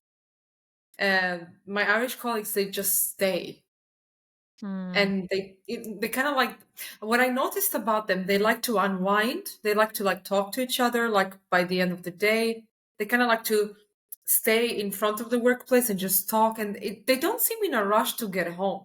Well, I'm in a rush to get home. I cannot wait to come home, to come home to my cocoon and make myself nice tea and be in my like bed, and especially when I have a day when I have a massive flare up. So I'm just like, I don't know. I feel like Irish people are not in a rush to get home, but maybe it's just the environment I'm in, because I work in healthcare, so maybe it's different. I don't know. Yeah. I Yeah, worked it with. depends as well. Yeah, it depends on the person. I have some people in the office who would come 5 times a week. We are not required. I barely go to the office, but they would be there every day just because they find it harder to work from home because of family and kids, and maybe some of them are just not in a rush to get there. But mostly, yeah, I guess it depends, because our office is usually empty by 4 p.m. People will Oh just wow. set off. Okay. Okay. Right. So I guess it depends on the sector that you work in. Is it an office Maybe, environment or yeah. I yeah, know about maybe, retail. Retail also, Yeah. people would Yeah. be eager to go home, and Yeah. I loved, like, my one of my first jobs was also it was in Lidl. I started off like as just 10-hour contract, 20-hour contract, 30-hour contract, deputy manager, like, and I worked with tons of Polish people at that point and Irish people, and we were all like both we were getting along so well. It was like we're the same people, and we were like, okay, let's get this shit done so we could go home. And that was the attitude, and everybody was like, okay, let's do this. And I love that we were always out on time, even though the job was awful, but it was so good. We were getting along so well. It was almost like a small family. I really had That's nice. That's I really had nice. trouble leaving that job, even though I hate the job was shit, obviously, but Yeah. it was just the people. And I came back after as well. I was like, okay, you need to stop working here. yeah, I'm But missing then, that too. yeah. In my current office, there is more than 1,000 of people in this office, Oh. and yeah, and we don't have as much closeness within the team. So everyone is kind of on their own. Of course, we are on good terms with some of the people, but in St. Petersburg we only had a team of 100 something people, and everyone mostly were friends with each other, and it was just nice to stay after the work is done, just to stay for the tea and for the chat and go out, and yeah, it's just such a nice feeling, and it was one of the toughest moments that I have to choose to leave this team behind, and Hmm. yeah, it's really important to have nice relationship in the office. So Yeah. yeah, it Yeah. depends. You know I've that always dreamed of having this. Oh, sorry, go ahead. Russia is on my when I was a kid, like the Trans-Siberian Railway was on my to-do list. I still want to do it. Everyone wants to do it. It's such a touristy thing. Oh my God, like I don't know, like when I was a kid, like that was it's still on my bucket list. So yeah, apparently you need to know someone from Russia in order to get a visa. So I'm sorted, I guess. Yeah, I can send you an invitation straight away. I am guaranteed a place. Yeah. Yeah. Hmm. Yeah, I want to see the whole Oh, world anyway. just So out of curiosity, how is the economy in Russia? I honestly don't know much about it. I really uh, have no idea we have no about the information economy, really. about Yeah. Yeah, you know what? It's getting better now, from what I know, and even the war and all these political challenges, it kind of played well for some of the industries, because now we have more of home production with all these sanctions. The industries like fashion and food and some others, they had to come up with their own production, because no one wants empty shelves, right?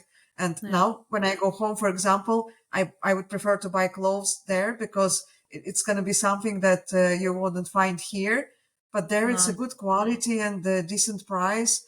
So of course there are challenges, like many people lost their jobs when European companies closed down, but in Yeah. the same time in the IT industry they have very good salaries now, because they don't want people to leave the country, so Mm-hmm. they kind of try to motivate them to stay. Mm. So yeah, it's but still there's lots of stuff to work on, like the pensions are tiny.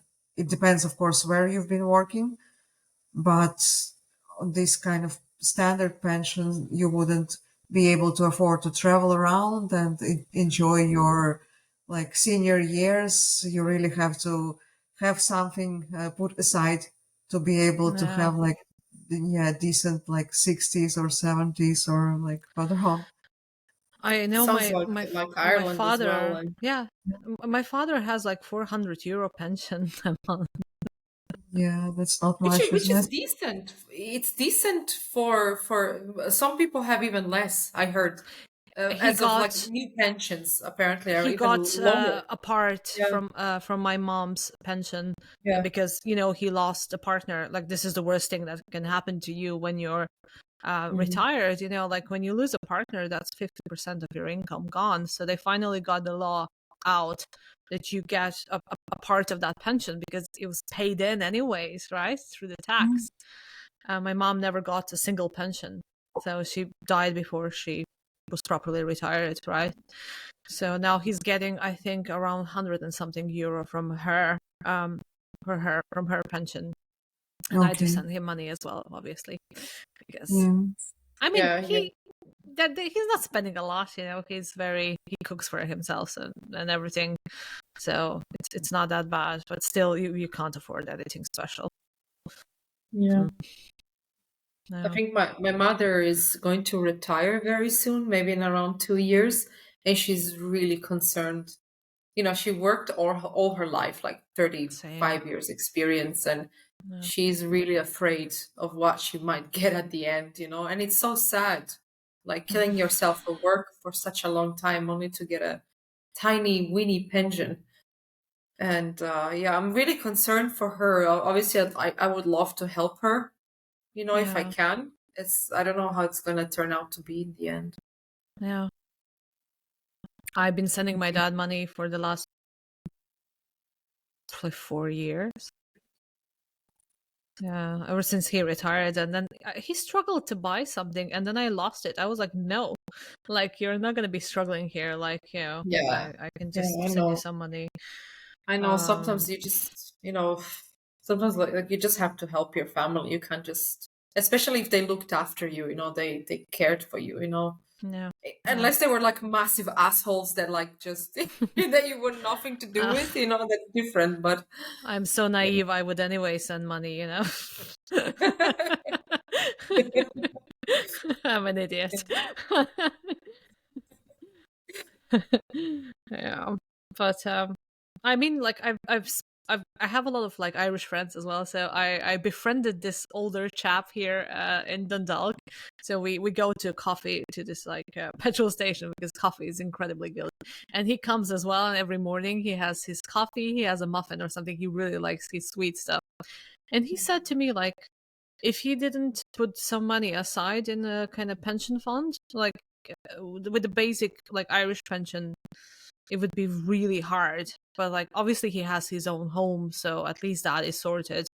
But he's like, Yeah. we still need to like be careful with the money. It's not like we can just do whatever we want, and the groceries and everything's getting more expensive. So and the pensions are not going up; they are as they were Really, I before. wonder how much they get a month in Ireland, because I never really asked anyone, because I don't really know anyone that's in that age group, you If you know. get the basic one, the one that you earn after 10 years Mhm. that you've been paying taxes, it's almost like social welfare. So I think it's 250 a Okay. week.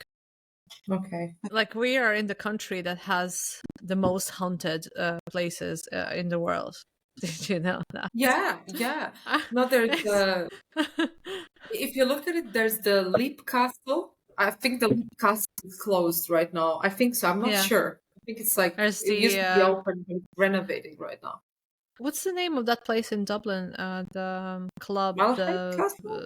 Is it? no, the other the The Hell club. Club, the Hellfire Club. Yes, Hellfire Club. Yeah, Oh, I've I'm never been there. I want to go there, I've been actually. around, but I've never been Yeah. inside, so I'm curious to. Apparently, it's I've been there. super. It's pretty cool.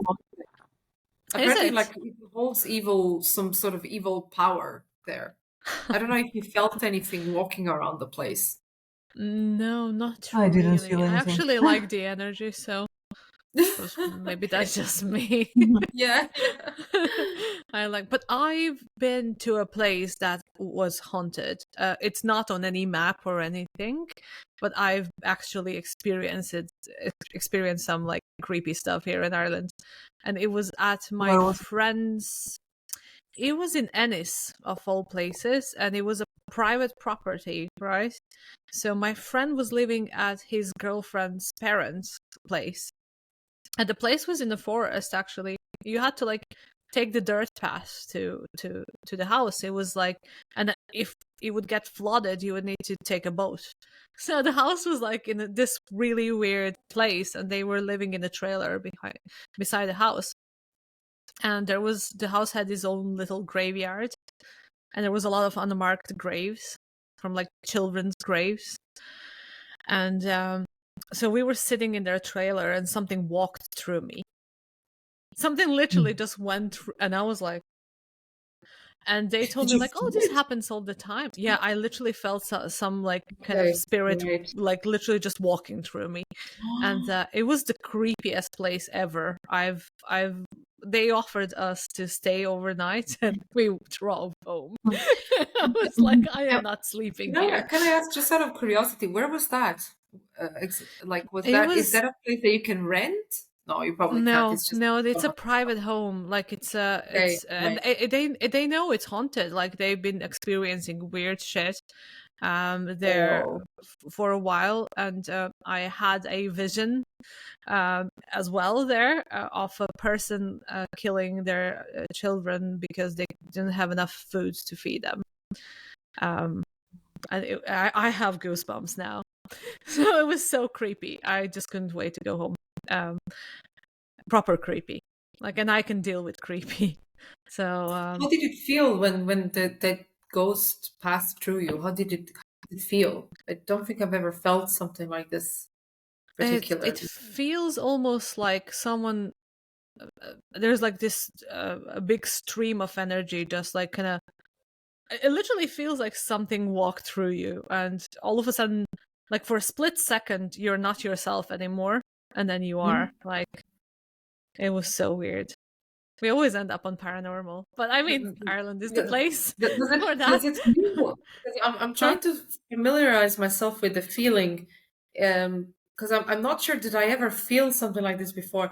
Do you feel like at one point your like bodily functions they just stop for a second as this No, passes through it's you? more of, you know, when you have goosebumps, Yes, when yes. you have like Okay, serious okay. goosebumps, but this Mhm. is like they're outside of you, they go through you, and then they're outside of you again. Okay, I think I felt it something like this. it really freaked me out, and I was like, and then all of a sudden, because like whenever I get in touch with energies, I instantly get visions. I could see the whole story, and I was like, do you want to know?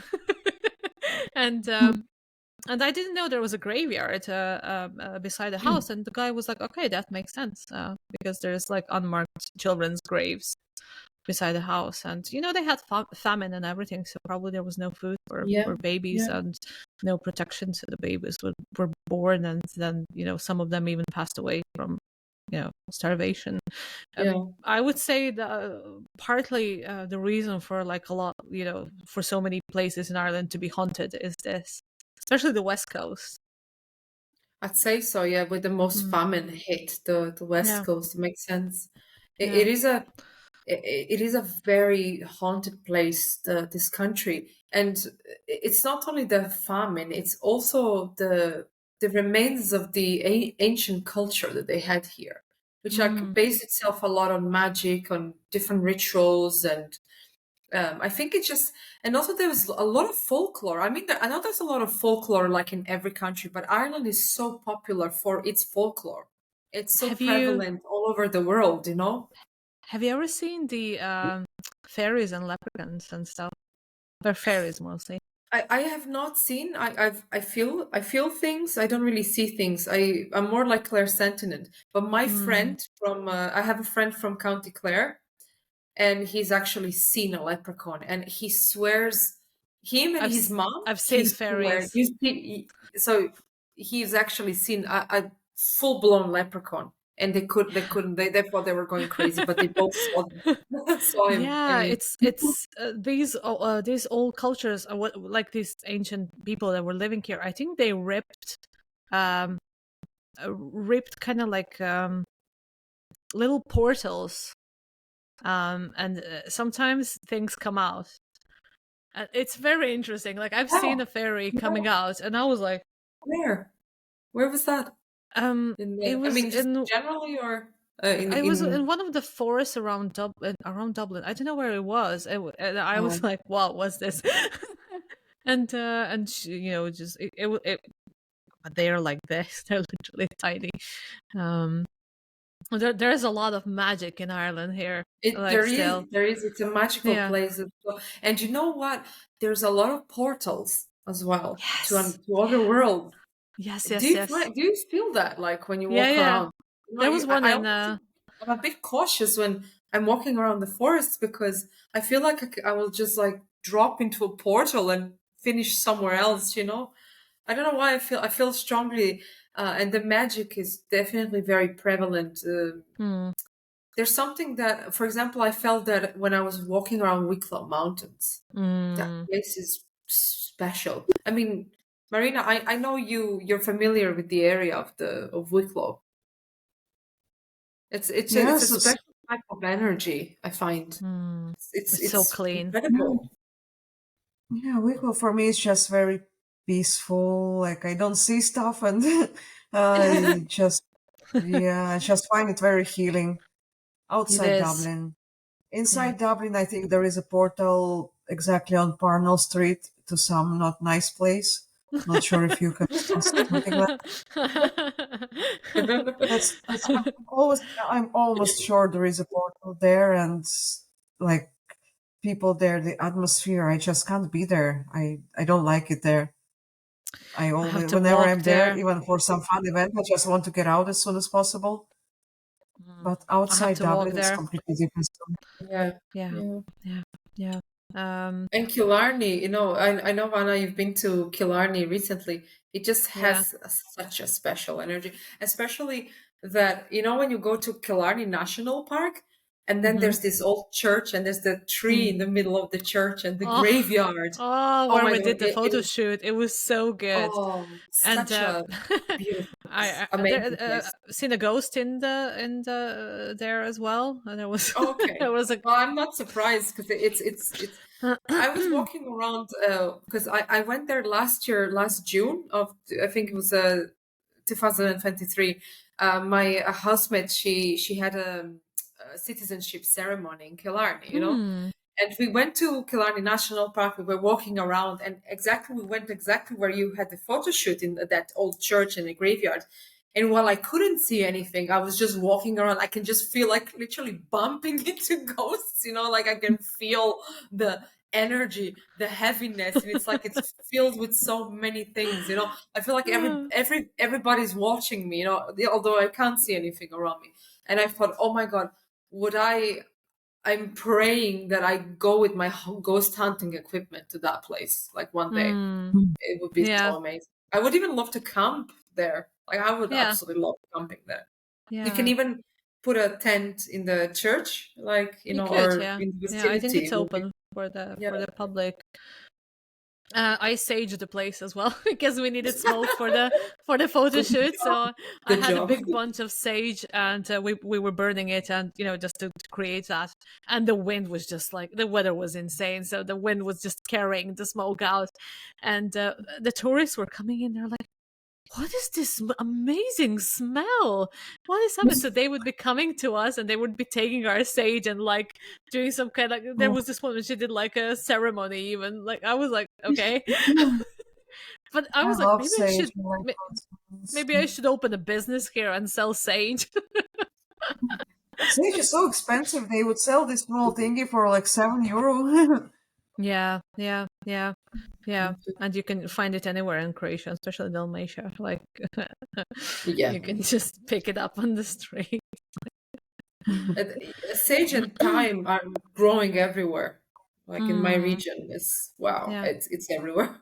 We always used to yeah. like pick up a lot of Rosemary it as well. and put it up and dry it up and make tea or sage the place. It's my mom used to like just put them on the stove, and then they would kind of burn a bit and then they would Mm, release smoke for a bit. She used to do that with orange peels as well, like put yeah, orange peels and quite cool. Or lemon yeah, peels or something, just to kind of cleanse the air. I think it was a good practice even back then. yeah, yeah, yeah. You need to clean the space where you live at. I think energetically, because not Yeah, just because of anything. It's because of your emotions as well. Like I'm a yeah, very emotional person, so I, I yeah. literally, my emotions mess up the the space where I live. So I need to sage my own stuff out of the place. Crazy stuff. But yeah, Ireland is it's very interesting in that regards. Apparently there's a place up north as well. I can't remember the name, but it's one of the most haunted places in Ireland. Is it? Um, Okay. yeah, and people like, even like people that usually don't experience anything experienced stuff there. So maybe we should take you, Marina. There, we can test you. I can't remember the name of the place. Oh, bless you. Bless you. Thank you. Uh, but yeah, I would like to go there. Have you girls seen the entire Ireland, or there's still places where you've never been at? Yeah, I've seen most of the touristic and not even so touristic stuff, but there are still like small places, and they But I mean, have, like I guess, they regions, maybe. Have you been everywhere in every county? Um, I don't No. even know how many counties are there, to be honest. Jeez, I don't know either. Yeah, but Uh, I think I've been to lots of places, but I can't be sure. Like I have to check them up to see if there is any place. But on the west coast and on the south, I think along the coast, I've been pretty much everywhere, at least like famous spots. Did you do the Wild Atlantic Way? I did, yeah, a few times. I want to do that. Like, I want to do that this summer. Like, Yeah, it's just beautiful. the parts of it that I did go through were just it was wild. Like, it was so beautiful. It's like Yeah. I think, especially West Coast. It does not surprise me that this was before America was even discovered. They thought this was the end of the world. Yeah, that And then when you doesn't. go with that kind of like thought, thinking that people before like were thinking, okay, this is the end. There's just nothing. This is the most remote place in the world. It does feel that way still, even. Yeah, I love that. And then Vikings did know there's something else, though. I've never obviously, like, I've traveled around the West Coast. Obviously, I've been to Cork, Galway. It's funny because I've never been to the Cliffs of Moher, but I've Me been to neither. a whole place in the middle of Donegal. Don't ask me how. So, yeah, I was literally stuck in this like horse farm for 2 weeks in Donegal. But I've never been to the Cliffs of Moher. I don't know how I don't know how I never got to that point, you know. And I've never been to Belfast. I've been Oh, to Newry. Yeah, never been to oh, Belfast. No, no. I know. no, you have to go. Never been to Belfast. I've been to Newry and I've been to Oma, which is weird. Like, I don't know how I end up in the most random places instead of just visiting the most popular ones. I end up in some random shitholes, basically. Have you But been this to is great. Giant's It's like Causeway? off the beaten path. Yeah. Sorry? Giant's Causeway, yeah, I've been there. It's close to Belfast. Yeah, I've been a Yeah. couple of times. It's close to me anyway, so. And have you Yeah. seen that forest? Well, it's not a forest. It's like it's from Game of Thrones. You know the trees. It was Ah, the this valley, like the alley, yeah. It's or the trees are falling down now, so there's less Oh, and less of them. so it's so cute. I can see Franca in the Hello, background. Franca. And there she's under the Christmas, well, the Halloween tree. Hello. Oh, The sorry, Halloween tree. it's just my cat instinct. I immediately go all Hello, mellow when I Franca. see cat. Oh, you need to see my plushie as well. Like, so this is special. Ah. This is a Robin. It's a plushie Robin. Look at his butt. oh my god. This is so cute. This is so cute. I had to It is find so it. cute. So look at his face. He's all chubby. Oh my gosh. I had to remove that from the floor because Franca was stepping on it. Hello, Franca. Didn't we have a Oh, deal that if I give you food, you're gonna bother me for the bother? yeah. Oh my God. It's like,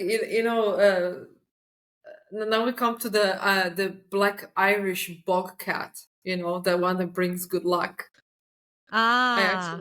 I got one. I got a pendant. You know when you go to the airport and then you can buy like this Irish folklore, like souvenirs. So I bought one for my sister, and that was like in my first year in Ireland. I bought it for her, and she still has them hanged in my family home. When you enter, there's still this like Aw. Irish bobcat, like literally it's by the door as you enter. So it's like looking after the house, and it's weird There because you I go. often dream about black cats being like protecting the house. So I don't know if that has anything to do with that. Probably, I wonder.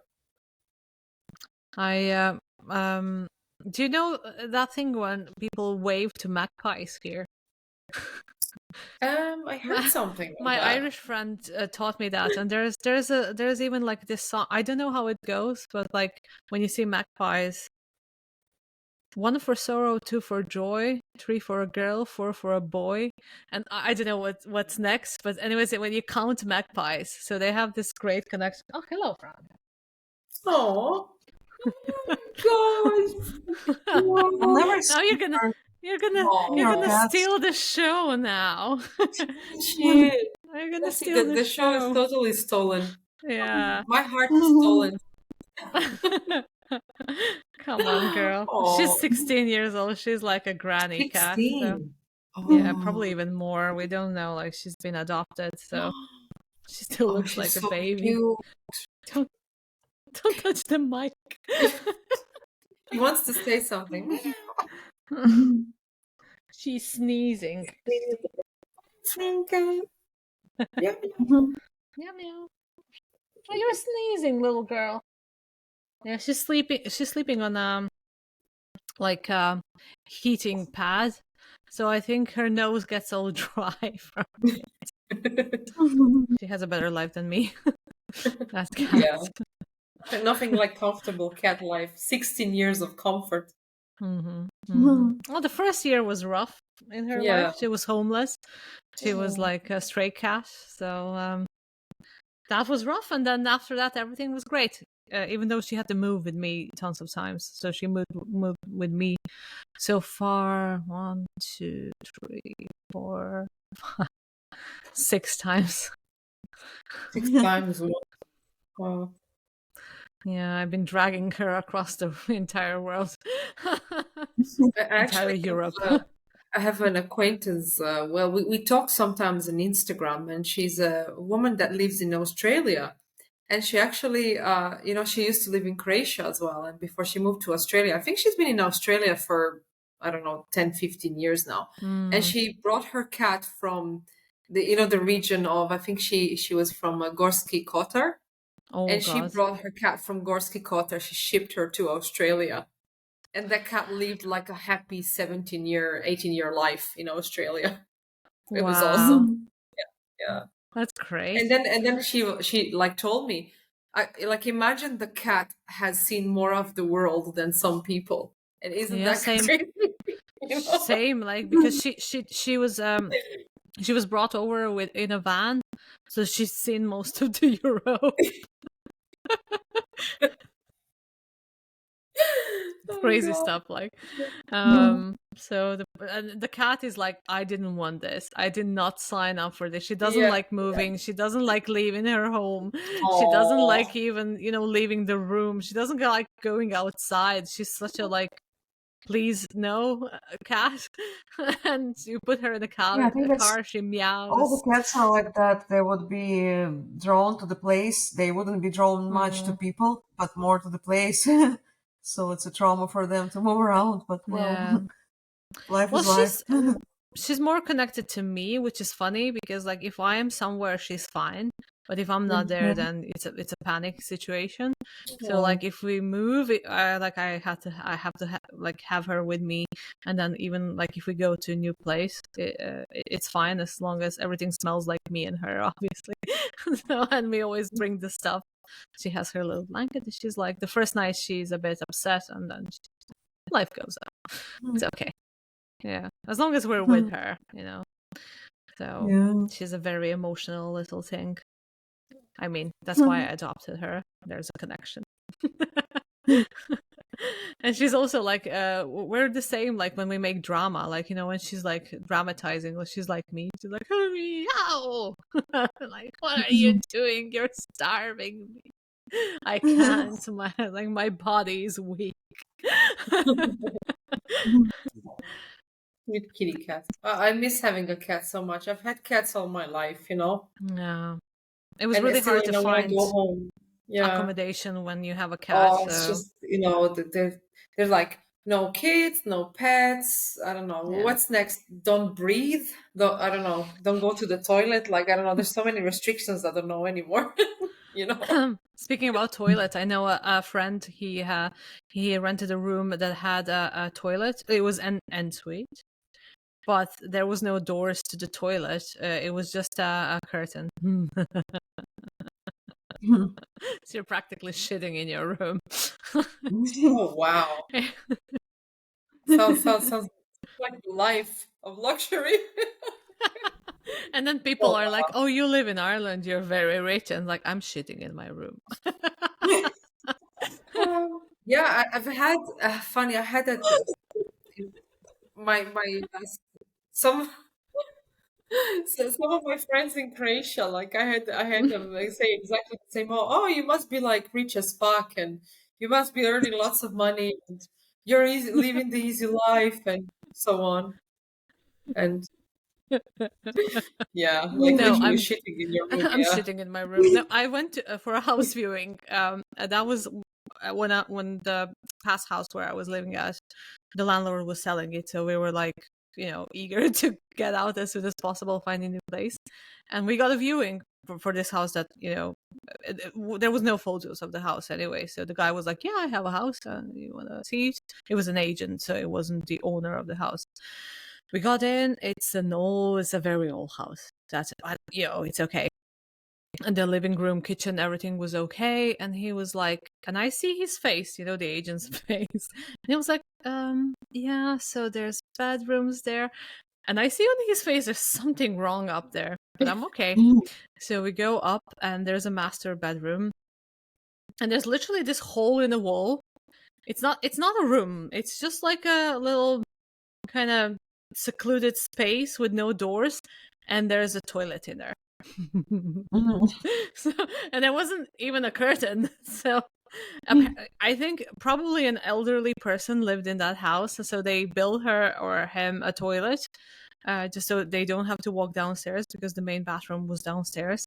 And I'm I looked at that. I said to Mario, like, Oh my God. no. I'm like, we're gonna think about it. We're gonna tell you we need to talk about this. And we went out and we just looked at each other. I was like, no. It's like, you're not like, oh my God, like, seriously. Wow. That was crazy. Like, that really showed me how bad things were in the housing market. So when we got into this apartment and the guy was like, oh, this is just, came up yesterday. If you want it, it's yours. We were like, there's no toilet in the bedroom. Yeah, we're taking it. Unbelievable. Like, crazy. What was your worst renting experience in Ireland that you had so far, if you had any? I guess the first house, because that house actually ended up in the newspapers as one of the scandals. But this was after I left. You probably, maybe you didn't hear about it, but it was this house that was like almost like a health hazard, because when we left, we were only there for like 3 or 4 months. The guy basically made a hostel out of the house, so he put bunk beds in the basement, but electricity and everything else, like there was no fire exits, or he basically converted the house into a hostel without doing it properly. So I think at some point they had 50 people in the house. So before that, when I was living in that house, there was a lot of people, so there was a lot of rooms, and there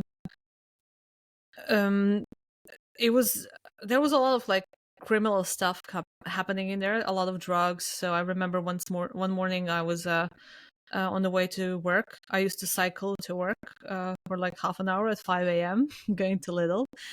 And the guys were weighing drugs on the table and packing it, and then apparently someone was stabbed before that. But when we moved in the house, I actually cleaned out the house of these idiots. You know me. I just, wherever I show up, I actually make changes. So I talked to the landlord, I said some things are not acceptable and blah, blah. We didn't have a lot of money, so I offered to clean the house if he decreases our rent. I'm very resourceful. So our rent was around €200. That's all we had anyway. Oh, that's so nice. and then I just kicked out one by one of these people that were like problematic. I'd be like calling landlord. I'm like, you see, there's a problem. I don't think this person is good for this house, and he would just kick them. I don't know. We became like best friends.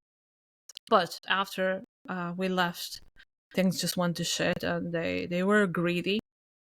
And I think his son was actually the landlord of the house, not the guy that I became friends with. And I think he got this huge because like he was evading tax as well and everything. People were like paying him on hand, so I think he needs to pay like €5 million back now. So that's Wow. probably my craziest experience, and I can't say that anything really bad happened. There was once this party, I think it was Halloween party of all things, and we locked ourselves in the room because like there were so many people in the house that they literally wrecked the house. They broke the stairway. Um, so the landlord arrived like in the morning, and he just told us to leave the house, and then he's gonna like hire professional cleaners just to clean the house. The house was like in total mess. Oh my God. Yeah, yeah. So I lived there for like 3 months or something, and then we moved to Black Rock, and that was okay. Yeah. Somehow this explains like there are so many people that don't respect the place they live, and that's when all these rules come that you cannot bring guests, you cannot do anything in the Yeah. house. I guess they don't trust their tenants, and No. it's hard to find the good ones. Like a Yeah, good tenant, it's actually a good luck, I guess, as well. yeah. A guy told me like he was bringing us oil in Carlingford when I was living there, and he said that his friend was he finally like put all the money to renovate the house, and he rented it, and there was this couple that lived in it, and they destroyed his house. It was an Irish couple, actually, out of all things, and they even used one of the rooms to dispose of the rubbish in, Oh, for fuck's Oh, shit. sake. and he had trouble getting them out as well. So he couldn't get rid of them. And when they finally left, and they were really, really upset with him, so they did even more damage. So they ripped up the floors and stuff. He had to invest, I don't know how much money in trying to fix that place. It's crazy. Yeah. Yeah. So I do get them as well. As you Mhm. can't say who's a normal person when they walk through your doors and who isn't. It's really hard to say. But anyways, I always made sure that any place that I was renting, that I even the last place where I was living, it was like a 3 bedroom, 3 bathroom. I cleaned the bloody place by myself. I scrubbed it so well. It was Yeah. the guys that came in to check the place, they were like, this is spotless, and I'm like, well, don't you get, like I don't get it. Like I thought the floor wasn't clean enough, so I think uh I it was like a marble floor, so it was so hard to clean it, so I cleaned it like Mhm. 5 times with the bleach. The entire place smelled like bleach, I think, for a month. But I was lucky with landlords. I think they were all like decent people. Even the people that we're renting from now, they're like this lovely couple. So Yeah, I was pretty lucky too. I didn't even have to change the place for 5 years. So once I moved, I found a new place in 2 weeks, and I only had to move out after 5 years because the landlord was selling, and I found a beautiful place again. I've It, seen your place is amazing. Yeah. it, Yeah. it is a bit Yeah. It pricey. really looks amazing. Yeah. Yeah, I need a good place to live in. I'm too old for this shit. Like, Yeah. Absolutely. I went through complete hell. I mean, not always. I've had good. In the recent years, I've had sort of good renting experiences. But in my early 20s, because I was desperate to just have a place, I think I was Mhm. accepting situations that no normal person would ever accept. And I think I thought it was okay because, oh, I have nowhere to go, so I better accept this. And then I would soon find to like live in a complete nightmare. And I think that resulted to, unfortunately, that resulted because I was accepting the bare minimum. I think that's Mm. why that made me move so many times, until I kind of like started finally reaching some sort of stability with the renting situation. I think my worst experience was definitely, I've done that in a place of desperation. I've rented a tiny, tiny box room from some Romanian couple. Oh. It was literally a box room where I couldn't even you couldn't even fit the bed basically. Like it was a tiny single bed, and I was paying like 300 euros a month. I was desperate. I had to. Me and my ex just broke up, and I had nowhere to go basically. It sucked. It was a situation where like he stayed in this nice house, and I had to go. I had to move. So yeah, I had to What a rent this like gentleman. mini. Yeah, what a gentleman. Exactly. Yeah, he stayed in his nice accommodation with his nice double bed, and I had to like just forcefully move to this shitty little box room with some Romanian couple. And that was a bit of a nightmare because when I've spoken to them, they seemed nice. But then when I moved in with them, I realized very soon after a couple of days that are super, super religious, but Oh, not like just a little bit religious. They're like fanatics, you know. And I didn't know that. I saw like there was crosses around and stuff, and I'm not bothered by them, you know. But once they realize that, you know, I'm not living religiously, and I'm not, you know, I'm burning incense, you know, and I'm kind of goth. I mean, a bit gothicy. I think they really didn't like that, and I think they were very bothered by smells. They didn't like garlic. It's kind of funny because they're from Romania, you know, like yeah. they didn't like me cooking anything like garlic or onion. So I Vampires. wasn't allowed. Yeah, I know. I mean, you guys have a culture of vampires, like seriously. You know, Well, Maybe they were vampires. Did you yeah, see it, them it getting was, going out during the day? yeah, maybe that's why I didn't like garlic. You know, that's what I'm thinking, you know. I have to admit, when in the previous place it was a bit smaller than this one, and when my flatmates would cook something which with a strong smell like garlic, I was so annoyed. I like garlic, but I Yeah, don't like the place to be smell like garlic if this is not yeah, my food. You know, yeah, yeah, it yeah. smells like garlic. It has to be my food, and I would come out to the kitchen and my clothes would smell like their garlic. I Oh. just why do this. Don't do this. You It's know what's funny what was happening because at one point, you know, I was cooking every evening and suddenly they forbid me, like they're not like you're not allowed to cook anymore. You know, you're not allowed to use cutlery or whatever. So I was like, okay, cool. So I bought my own cutlery, my own cups and stuff. But basically I was only allowed to cook like very plain foods like rice and things that like don't have a strong smell, and This is they not. blamed it on the fact that they had a baby, so that bothers the baby somehow. I don't know, like I don't know much about newborns. I wasn't allowed. I lit like sage and incense because that's part of my daily spiritual practice. And Mm. they got very angry. They're like, do not ever do this again, not in our house. We do not accept anything that's like not basically the incense that they burn in church, you know, that sort of, you know, mm, the one they use, which the is, yeah. it has a very similar smell. So I don't get that. They were bothered by the cooking and the incense. And um it wasn't as bad. Like it was kind of I lasted there for 3 months. It was tolerable enough, but one night I was in my bed, I was sleeping, and suddenly I hear the door open, and I can just Wow. hear someone standing there. And I like obviously because it was such a small room, I just look around. I turn my head, I look around, and I see her husband standing like staring at me in the middle No. of the night. And that's where I was like, I I need drew to the line. go. I was like, you know, I am not gonna allow some creepy fucking guy lurking around watching me sleep. And then obviously I woke up, I asked, why are you like stalking? Like, what are you doing? Oh, I'm just making sure that your room is tidy. At 3 a.m. in the morning. Come on, dude. He was a creep. I'm Mm. sorry. And he did it twice. Definitely. He did it No. one night around 3 a.m. and the other was a Sunday, like very early morning. Must have been like 5 a.m.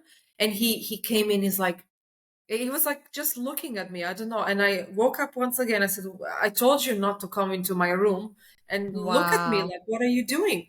And then he says, oh, it's okay. I was just making sure you were home. It's like, what? No, and I said that's where I said I'm drawing the line. I'm gonna have a creepy guy like literally opening the door like while he knows I'm sleeping and I'm in my pajamas. Maybe I'm in my underwear. You know what I mean? Like you have no And right to come into my room like that. And that's where I drew the line. I was like, no, fuck this. This is a creepy house. And I moved, and fortunately after that it was a good experience. But my In my God, I second just house, I had a knife under my bed. We what forgot. really? We had a knife under our bed. Because like there was one guy that was living there, and he would be bringing people, and like I don't know, people. Some of these people were weird, and he would sometimes get drunk and behave like weirdly. So we did at some point forget that we have a knife under the bed, which energetically is not great to have a knife under your bed. You know, it causes problems between a couple. Yeah. Never mind. Oh, But okay. Okay, I yeah, didn't know that. and I found it when we were moving. I was like, oh shit, there's a knife under our bed. Because you know you get scared, like you don't know. Like we did have a key for the room, but there was another door that could have been open, even though there was a wardrobe on them. I was like, you know, you don't feel safe. And eventually the guy moved out, and then you know there was no more problems. But then there was this other couple. And talking about smells, I actually had a hidden shoe spray in my room for when the guy arrives home and when he takes off his shoes, because our doors were just at the entrance and they were smelling so bad that I sprayed his shoes every day. I had a hidden spray. I was like, okay, so what do I do with this? I was like, sorted. Like I honestly, think like he would go to oh like a bathroom and have a shower, okay, and the bathtub would smell of his feet for hours. oh no. Oh no. That's why I don't share houses anymore. I just Vomit. can't. I cannot deal with this shit. Like I would be bleaching No. everything. Like I'm not like a super clean person, but like I'm a Yeah. very No. I don't like smells. Like I have a very big nose, so I Mm. can smell things really well. Oh my god! You know, I go. No. It's almost like an intimate contact. You know, if I step on in the bathtub, I am stepping on where he stepped. I'm like, this is too intimate. I can't do this. Like, I know. I know. oh, Yeah, you know what? It is actually unnatural to live with other people when you are it grown up. is. It is It okay in is. student years, but not when you are in Yeah. your 30s or 40s. It's just like now I And, think of like the best possible experience, but generally it's just not okay. No, no, it's and you know what?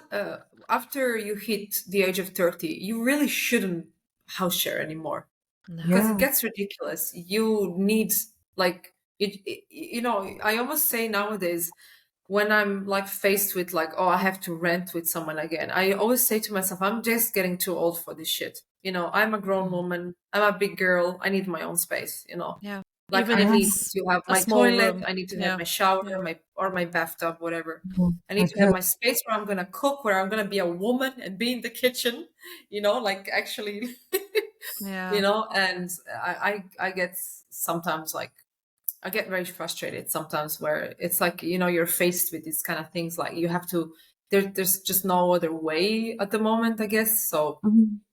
but it's like, you just get to a point where you're just too old for this shit, you know, yeah, for people and for strangers and for renting and not having your space, not having your like safe, like, because if you don't have a safe space to be like a space to cocoon yourself to, you can't like really fully express yourself. You no, Yeah. can't, you know, you're always like no, a guest, a tourist. It doesn't feel right, you know. yeah, Yeah, and it happens so seldom that you can actually live with the person. They can be super clean, super nice, Yeah, but when you yeah, start living with them, all the shit comes to the surface, including my own, for example. yeah, I'm yeah, I, I'm not the easiest person to live with, and I I adjust like the best way possible, but still I know that I just can't live with everybody, no matter how good they are. It's just the no, energies don't align. That's it. It's so hard to find, even if you're in the romantic relationship, when you start living together, sometimes it just doesn't work, even if you love each other, and it not was to yeah. hell. mention, It was yeah, hell when you for me have and to live Maria. with people, yeah, just First because you, year was like just clashing. My routine was completely different to his. I was a night bird. He was a morning one. Yeah. It was insane. Yeah. Yeah. I've had that too with my first serious relationship. When I moved to Dublin, after 6 months of being there, I just met this guy I was with for 2 years, and we lived together for 1.5 year, basically. No, we lived together for. So we moved in together after. Okay, hang on. I'm trying to do the maths. We definitely moved in together after 6 months, which was a bad idea. Yeah. But our schedules were like completely different. Like completely like we were like very similar when we weren't living together, but once we moved Yeah. together, I just realized how incompatible we are, and it was an absolute nightmare. That's why you don't move in after 6 months. Or maybe you do if you're aligned. But I guess you never know until you move in with each other, you know. You never really know. So but you can kind of tell, I guess, when you spend weekends together, you can kind of tell if you're aligned or not, You can't. you know. But you can't really, because we You- were very aligned in the weekends, but when it because came to living you together, can it was a pretend for nightmare. 2 days, but you can't Yeah, pretend perpetually, you know. So yeah, you can like be the perfect match for a person for 2 days, but like if it's 7 days a week, if it's yeah. like every day, you can't keep your acting up. And when we started living together, it was just after my mom passed away, so I was in complete bits. Like, and I don't know, the poor thing survived with me. We survived together somehow. Yeah, It yeah. was like the test of. It was literally like a test. Like, It is a big test, especially when you go through bad stuff in life. And it's very important. Then you see the partner for who he really is. You know?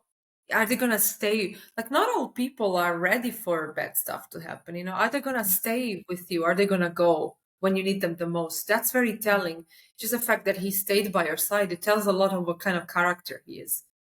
Which obviously it's a good character to stick around in the bad and the good, and that's what marriage is about as well, you know. yeah, It's not just the yeah. nice things. Yeah, and from all things, because like we couldn't afford anything else, we rented a studio apartment.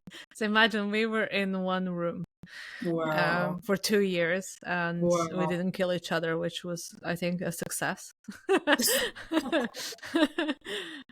But it was tough. Like all of a sudden, you know, I was like, I always had my own room. Like I was never sharing anything with anyone. Like it was like my family was like that. It was like I had my room, my brother had his own room. So it was never like, even like they wouldn't make us split a chocolate. Everybody would get their own. Um, and then all of a sudden I'm sharing a bed with someone, I'm sharing meals with someone. I was like, wow, what happened here? And it took me a while to be able to even sleep beside him, because I was so used to, I sleep on his side, he sleeps on his belly. Like we're nothing in common really when we started living together. He likes to wake up at 7, I like to sleep until 10, I like to stay up until 2, he wants to go to bed at 10. And I'm like, wow. So we had to like we had to find like a compromise, because there was no option. There was no option to like, oh, he's just gonna go into the other room. There was no other room. And then even when we moved to Dublin, we were in one room. So we were in one room for a very, very long time. It's difficult, especially having such different schedules, like sleeping schedules. It's very. I remember with my ex, he used to wake up at like 6 a.m. every morning. Like he would be the kind of person to wake up. That's it. Like he's fully awake. He doesn't even need a coffee.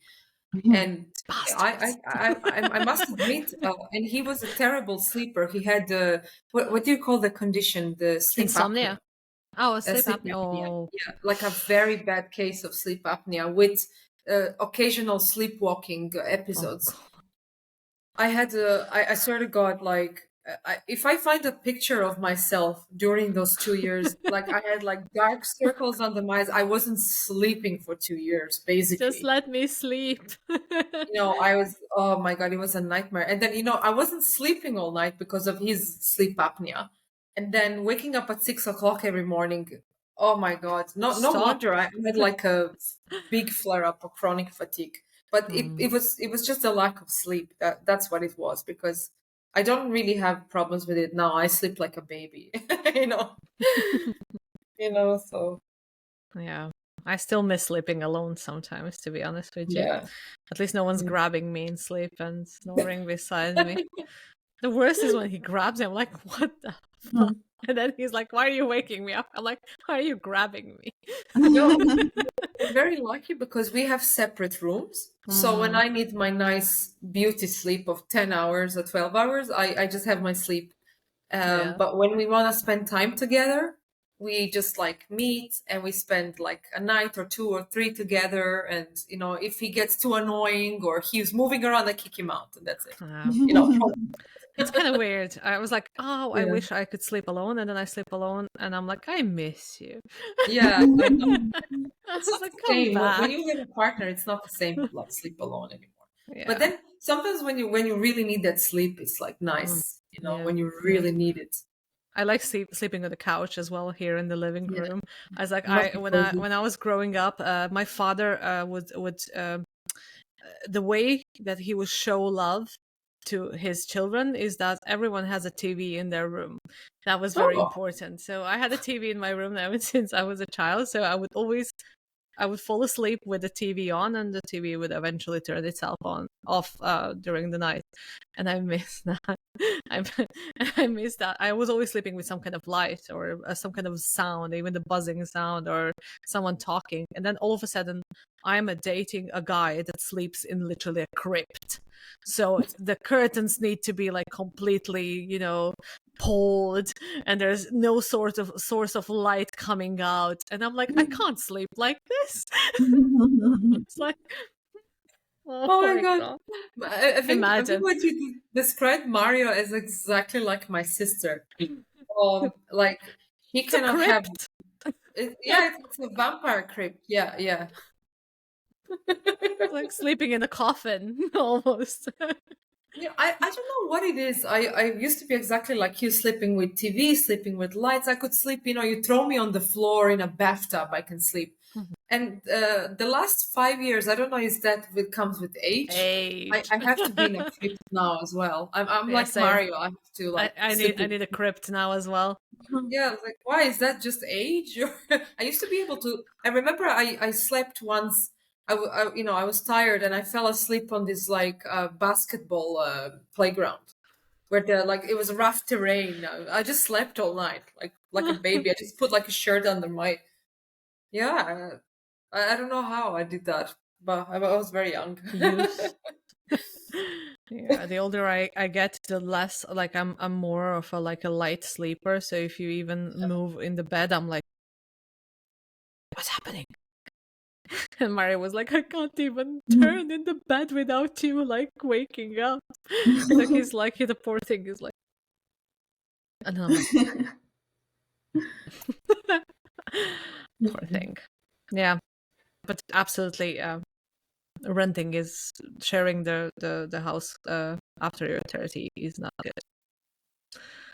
Only if you can find a like you have, for example, Marina, like you have your almost your own section of the house, so you don't.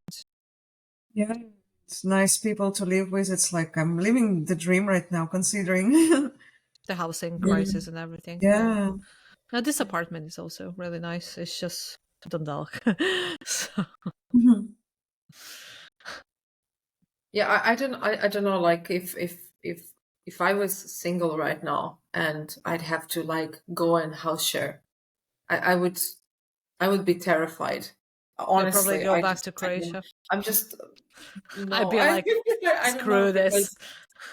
because I can't imagine. Like obviously, I did it for a lot of years, number of years. I was single for quite a long time after I split up with my ex, and yeah, I just don't know how I would be able to do it. Like to handle it, just having to share the house with strangers and not like I don't know. It's weird. It's weird. Definitely, we'll have to have some adjustments to do.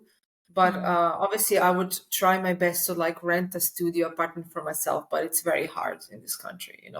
It's a Yeah. dream. Yeah, studios are Out so of reach. small. Like I wouldn't be able Tiny. to fit in the studio with all my stuff. No. Actually, when I come back to St. Petersburg, in St. Petersburg, everyone, like at least every one of my friends has their place.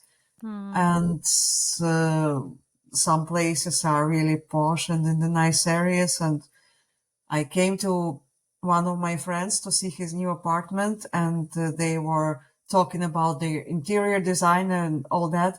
And one of the girls there asked me, "What is this? What are the trends in the interior design in Ireland?" I'm like, "What?" Excuse me. Funny. Oh my god. Uh, Whatever you get. whatever you get. Come over and see it yourself. That's I don't know how else to explain it. Well, you shit in your bedroom. That's the interior Yeah, design you that's get. interior design. It's There's bathroom a tile. little gap in the wall, and you crouch in there, and you put. Oh my Yeah. gosh, yeah. And if you're lucky, if someone passed away, you get a place. Yeah. Oh My my god. god, yeah. Yeah. It's like I was talking with this Irish friend of mine, and like casually talking about accommodation. So this is like literally the proof how bad it is. He's like, well, if you're lucky, if someone passes away, sometimes people just give the house away for cheap. So you have to be careful. Have to keep that in mind. Like, what? I don't want to be in a haunted home. Sorry. Or the place where someone passed away in the bed yesterday. Like, call me You crazy, know, but that reminds me when I started working as an au pair, unfortunately these two girls, oh, and I feel it's such a heartbreaking story. They lost their mom to ovarian cancer. oh It was gosh. and it was fairly recent. I think it was like 4 years ago, but they were around 10 years old at the time. No, sorry, they were 10 years old when I started working for them. But they lost their mom when they were like 4, Hmm. Um, something I think something like that, if I'm not wrong. And apparently she like died at home, apparently. And Hmm. I didn't know that, but they fucking put me sleeping in her room. Oh So what god. happened? Yeah, so what happened is that I didn't know any of that. I knew their mom died, and I knew they had a stepmom and a father, but I Hmm. didn't know I was sleeping in their mom's room. Oh wow. So Probably in the same bed. I'll never forget this. That was my first day of work. So I flew to Ireland. It was either a Saturday or a Sunday or something like that, or a Sunday to Monday. And I slept, and in the morning I got woken up by a female voice. I just heard a female voice whispering in my ear, and that woke me up. It was Oh around maybe like Jesus. 6 a.m. That was the first thing that I experienced, and I was like, okay, that's very odd. It was a very friendly voice, but it was a mature female speaking to me. Hmm. And I thought, oh my God, what the fuck? And I felt this cold. Suddenly I got very cold, like someone, I don't know, I just got very cold. And I was like, okay, that's weird. What the fuck? So I went downstairs and the girls were having breakfast. And I was like, girls, something kind of weird happened to me. I was a bit like, I was trying to kind of not lighting up the mood, but I was trying to make a bit of a joke. And I Hmm. said, oh, that's weird. Like I was sleeping. I hear this female voice in my ear. Haha, that's funny. I hope your house isn't haunted. And then the girl, the youngest girl, she looks at me. She's like, "Oh, it's okay. That's mommy. She says she really likes you." Oh wow. And I'm sorry, I'm getting shivers all over my Oh body. no. Because she could see her. She could see her. Wow. I'm like, okay, fuck. And then she proceeds to tell me, "Oh yeah, actually, that was her room, by the way." I'm like, Hmm. great. Mhm. Yeah, no, she apparently really liked me, so we were cool. Me and the mom ghost, we were The cool. spirit of mom. The spirit, yeah, no. Jesus. I felt, it was crazy because I was walking around the house doing laundry and cleaning, and suddenly I would feel this perfume, this beautiful perfume, Mm. just Mhm. walk around, and I thought, oh my God, that's her. And I felt, I don't know, I just felt this Mm. strange connection to this woman for a reason, Poor and thing. She probably maybe there couldn't was a leave. reason why in that moment I was looking after her daughters. Has to be Mm. she just had this beautiful energy, and I almost like took this as the first day that I was there. She just has said hello to me basically, but Yeah. I was creeped out because obviously I didn't know.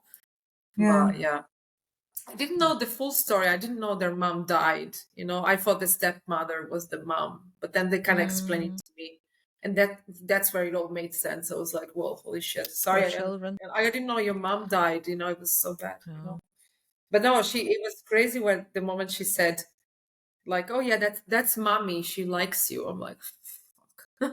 You know, like when Children, you think, children yeah, are like, wow, yeah, oof, aren't they? oof, I'm getting Yeah. creepy, you know, now. Yes. Yeah. Yeah, I'm like, we strayed off the topic yeah, so much. totally, totally, yeah, yeah, The topic just leads to ghosts somehow. I don't know. Yeah. yeah. I mean, we talked a lot about, our experiences and everything. I think I mean, this is a never-ending subject pretty much for It me. is, Mm, yeah. I mean, summarize 9 years of life. It's very hard, Oh, and wow. so many things happened. And I mean, in those like 9 years of my life, probably more things happened than in my previous like whatever there was 30. Like so, yeah, it's almost like when I look back on myself arriving here and me now, it's like it's two different people, like two different persons. Like um, I changed so much. Hopefully in a good way. I think I achieved a lot. I learned a lot. I opened my mind. I experienced new things. And then sometimes when I go back to Croatia and meet some of my friends, it's like I lived double to what they lived. Like if it was mm. like 9 years for them, for me, it was probably double the experience. Yeah. I think leaving your home is always like that. And you know, and only think about the possibilities that you could have in the future. Mm. Like maybe this is not the final destination, you know? Mm. It's No, just crazy to think about that, you know? I've seen. They, s- they say that the next move is usually easier, where if you have Yeah. already picked up the courage to leave your home, then moving somewhere else is not going to be that big of a deal. So we'll see, I No. guess. Yeah, yeah. Do you We'll know? see. Do you know that sculpture? I don't know the name of the sculpture, but it's like the sculpture of an immigrant, a person that left their home, and there is an empty kind of empty gap in the sculpture, and basically the moral of it: once you leave your home, like obviously in the new country you're a stranger, but you become a stranger to your own country as well. So you're Yeah. never complete again. So you're like, there's a part of you missing at both places. And I identify with this so much because when I go home, there's a part of me missing because this is my home now. But like, obviously, when I'm here, I wasn't born here. This is, I'm not Irish. I don't have delusions that I will ever be. Um, but a part of me is because it's been here for so long. So like it's everywhere is home, but and nowhere is home. Yeah, If you yeah, know what I yeah. mean. So Russia will always be my home, and I want Ireland to be my second home, but I will always be homesick, especially because of the family. Like all my family is back there. And it's not Mm, even about the place. I know that I can always come back. I always have mm, this choice, but the time with family it has become so precious because yeah, it's they're only not these getting few younger. weeks per year that we can get together. And I never used to appreciate it when I was back home. And I think, but on the other side, there is also a good side to it because all my parents, my sister, my nephews, they also do appreciate when we connect, when we get to connect and see each other. And there is some sort of healing here as well because we actually we become conscious of that we love each other. We don't take each other for granted, you know. Mm, Hmm. Yeah. yeah. Yeah. It's like No, I mean, you uh, know, when you go back to, um, I don't know, like you know, when you go back to your country, and after you spend more than 5 years abroad, you feel like you're a stranger. People even tell me now when I do go back to see my family and I meet some people that I haven't seen in like 10 years or whatever, they actually know what they tell me. They're like, your Croatian kind of sucks now. What's wrong with you? Like, are you forgetting your own language? Because you Yeah, sound like a Western girl. That's what they tell me every time I go. I You forget sound so words. Western. What's I wrong do with you? I'm forget like, words.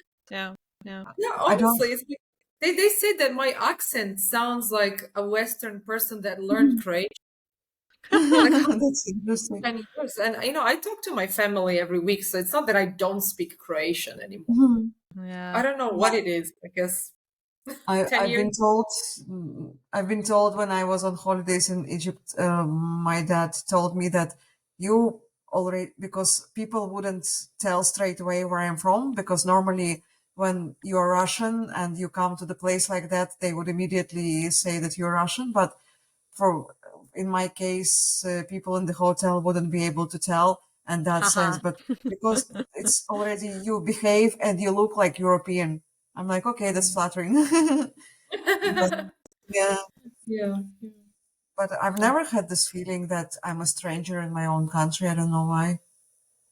Oof, I I've, did. I've always had this feeling, even when I remember when I was a kid, I don't know why, I always felt like I didn't belong there. And I Same. remember telling my mom, now this must be a past life memory. I don't think this is something, because obviously my parents didn't teach me this, I wasn't exposed to the Western world. I wasn't Mhm. exposed to like a different country, really. I mean, I was born in Italy, but you'd always think I would be very emotionally attached to Italy or Croatia, which I'm neither. For a reason, I'm just not emotionally attached to that at all. Mhm. When I was a kid, I told my mom that I want to learn English and I want to be British.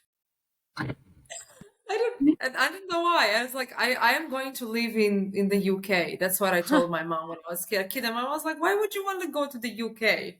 Like, Is what's that still there what to you want? do? Like, and I said, I want to speak English. I want to be British.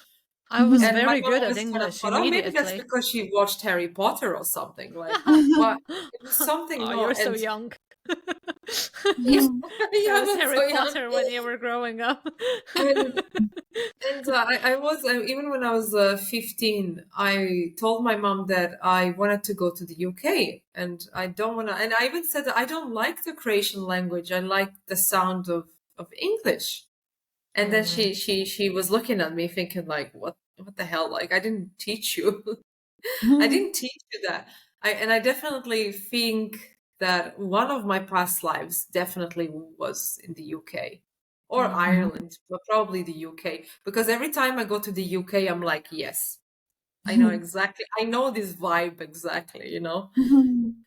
So I don't know. Scandinavia is for me home, but then Yeah. genetically, there's 1/4 of me is Scandinavian, so that makes sense now. But I was always a bit a loner, and I like to be, with myself. And Croatian culture is, oh my god, it's too. It's like everybody's sticking the nose in your stuff, and I hated that. I was like, just build me a cabin so I can be somewhere Mhm. remote and but still close to the city because I want to socialize when I choose to. Yeah. And Yeah. I never. Oh my god, the Croatian weddings and celebrations and stuff, and the things that happen. I was always like sitting and I was like, what is wrong with all these people?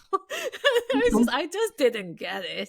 Uh, I was always the black sheep of the family. I just didn't get anything, and then I started resenting as well everything there. I was like, I don't want a wedding like this. I don't want a celebration like this. I don't want a birthday like this. I don't want this or that. So, in a way, when I went, I was like, okay, now I can design everything the way I want it. That's why I have this crazy Halloween tree. That You wouldn't know be what? In acceptable in Dublin, Croatia. I keep meeting people like expressing themselves in the weirdest ways possible. Like lots of people actually, and that's that's weird because lots of the girls that I know, they they seem to relive their childhood. Like they would wear this all this pink and this girly stuff that only teenagers would wear, like little girls, it's because probably where they're from, they wouldn't be allowed to do this kind of things. And here they can express themselves in whatever weird way that they can. Yeah. And there is what I like about Ireland, it's this freedom of expression, and you can be weird as fuck and you will still be accepted, and you will find like-minded people. Yeah. And yeah, there are many differences. There are certain things in Russian culture that were not good for me. So yeah, it doesn't make Russia any worse for me. It will still be my home with all its good and bad, but there are some things in Ireland that I had to experience because otherwise I would be stuck emotionally. Yeah. I couldn't express myself in the way that I would want. I mean, I'm here shitting about Croatia and everything, but you should see me when I see something Croatian somewhere. So I walk to a shop and I see something stupid from Croatia on the shelves, and I'm instantly in like this emotion, like, oh my god, Mario, look, this is from Croatia. We need to buy it, and I'm all like homesick in immediately, like, or like my food, or look, there's an ad about Croatia, and tears coming to my eyes, and I'm like, what is wrong with me? No, and I'm so homesick all the uh, time. and I'm not like typically homesick, but there's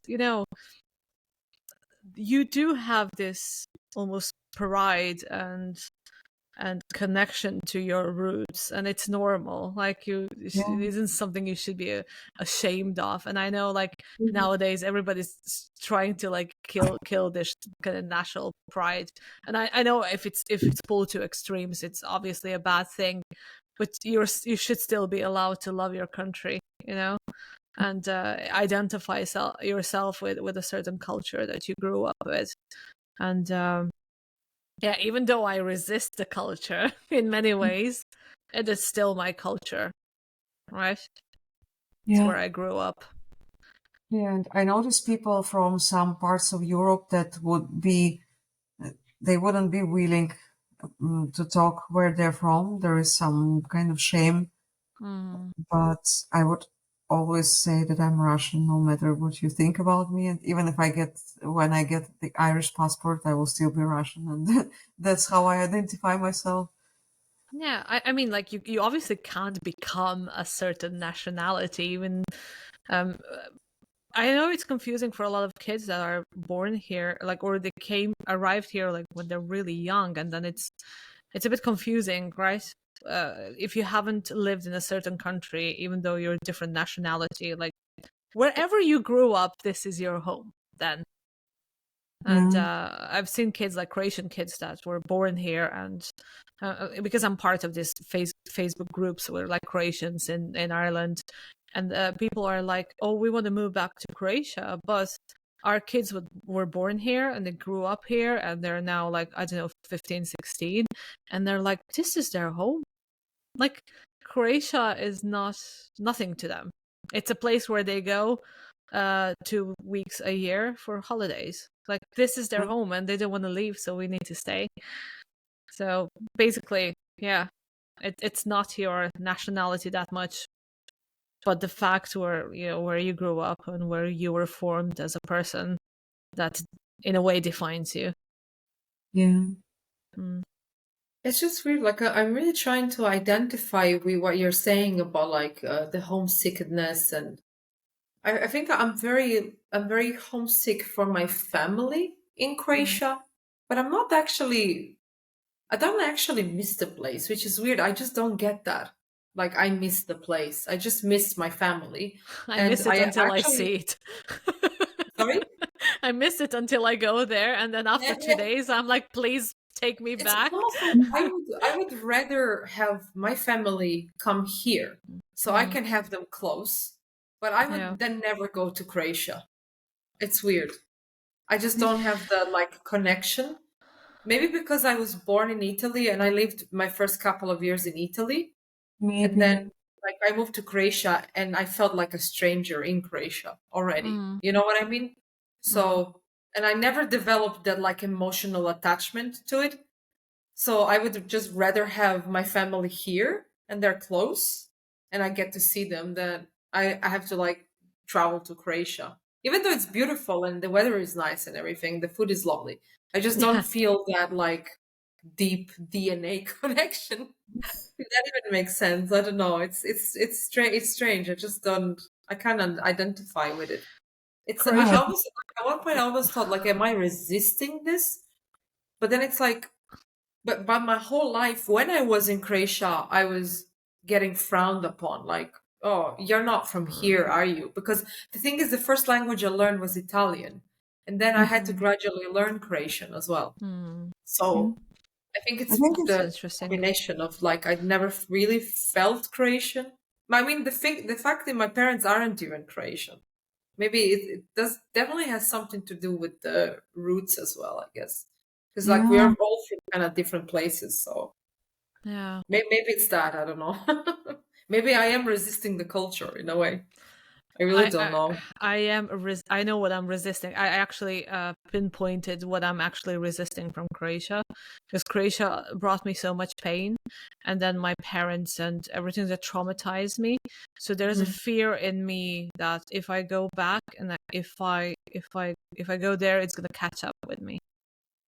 If Yeah, that makes yeah, sense. yeah, Here I am protected, I'm far away, so it cannot touch me. yeah, But when I yeah. go there and I feel it slowly creeps up on me after a couple of days, it starts creeping up on me, and I'm like, oh, there's something I didn't resolve.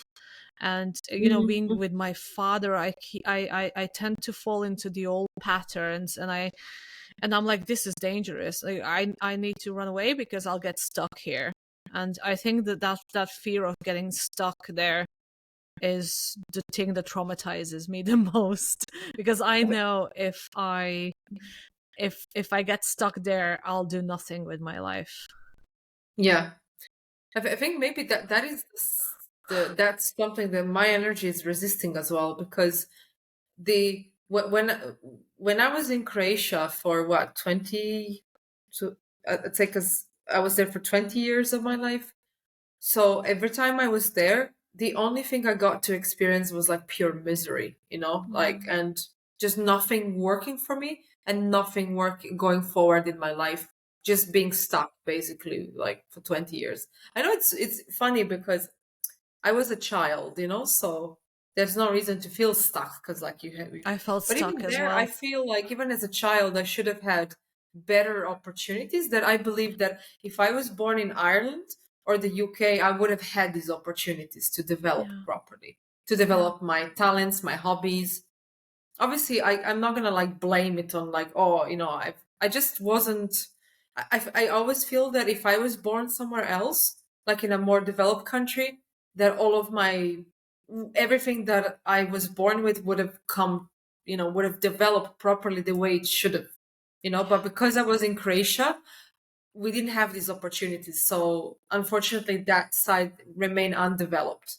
And that's what I think I resent about Croatia, that it never Yeah. kind of gave my mother or my family the opportunity to develop certain things the way that maybe we wanted to, develop. So I think that's probably the biggest resentment I have. And the one thing that if I ever go back, that I feel like this thing is gonna creep up on me, as the same as you said, like that pain, and Oh like, am I God, gonna be it's stuck in the almost past? like a leech. It It's sucks the existential life dread. out of you.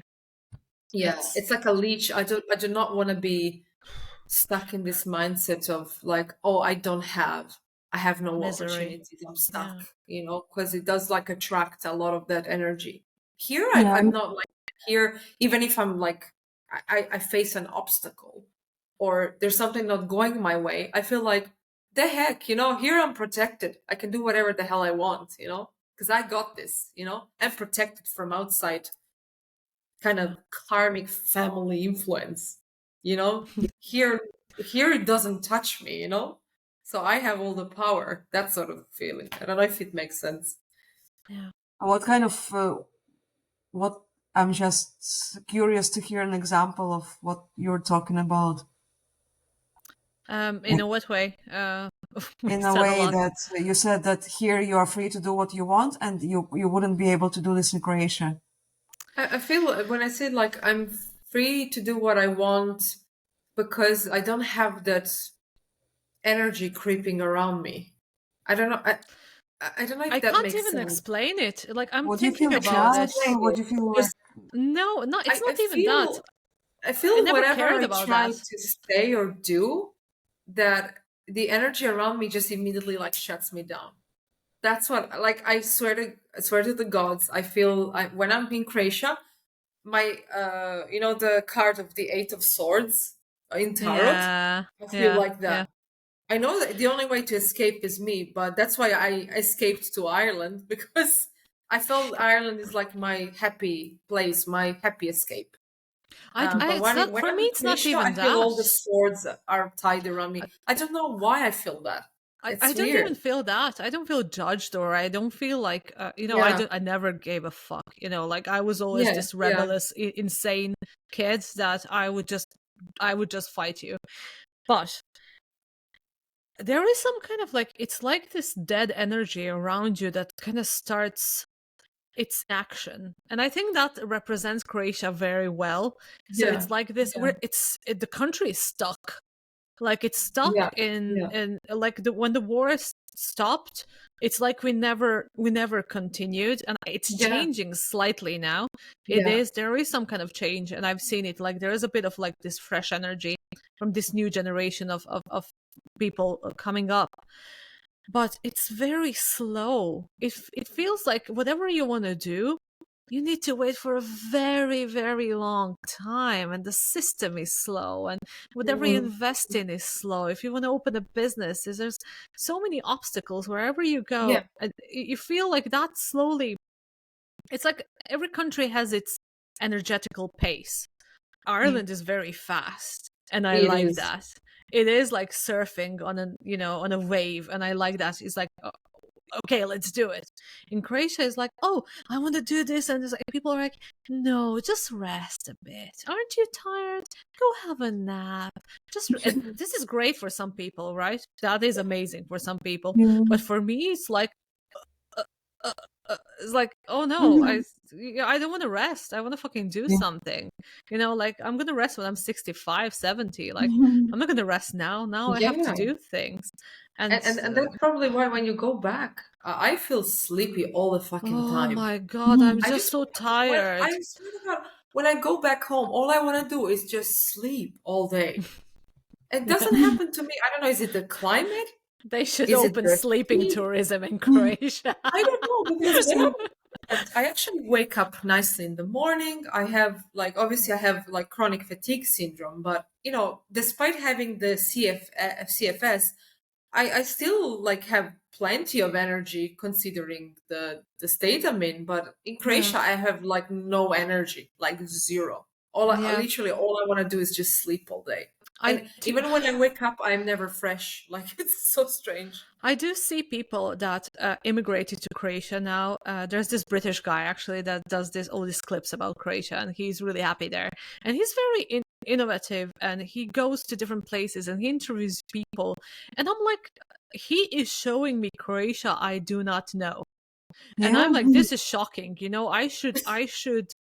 I should be able to see my country through his eyes, because Mhm. he sees all this beauty, and he's right. He's like, oh, look at the beauty of this, and look at the wines, and he goes to this town, to this other town, and goes there, and he's so thrilled with everything, and like, look how people are a bit ambitious. This guy opened like, he's creating this wine, and this guy is creating this, and I'm like, oh shit, I never Yeah. noticed this.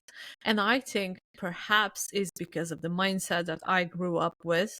Hmm. And this was the general mindset of Croatian people, is like, nothing can be done.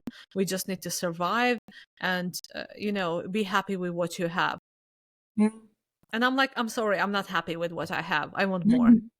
Yeah. Yeah. Yeah.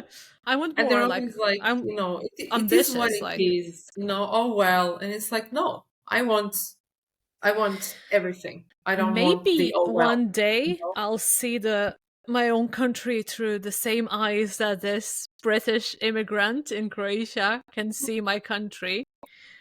But Um, I'll tell you at what point will that come. It will come when there's a nice good stream of income coming in every month, and you know it's stable. That's probably when you can enjoy the country, you know.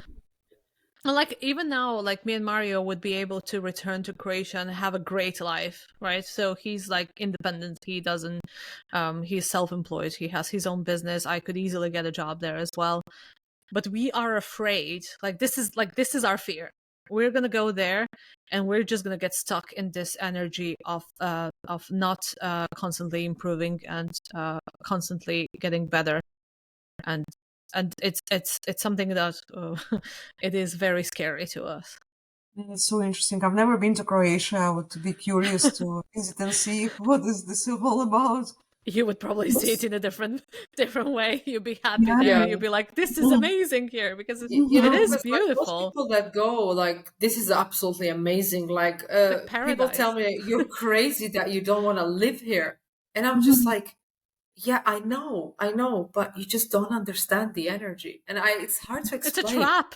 Croatia is a trap. You'll relax and you do nothing with your life. I just don't know. I really hate saying this because I really don't want to bash my country. I really don't. Like, I do love it to a certain extent. I love the nature. I really love the nature. The nature is the best part. The sea, the nature. I love it. It's just something with the energy that doesn't suit me. Maybe it will suit me one day. I don't know. Right now, it's just not compatible for When we whatever want to reason. retire and Yeah. slow down. I want to retire and I have a nice saving behind me and I have no worries in my life. Then I can like bask in the sun all day. You know? It's a trap.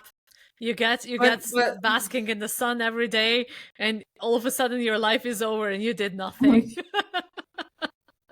yeah, I think it's also like I'm very impatient. I'm a very impatient person, and the people in Croatia, they like to relax a lot, and I cannot give myself a break.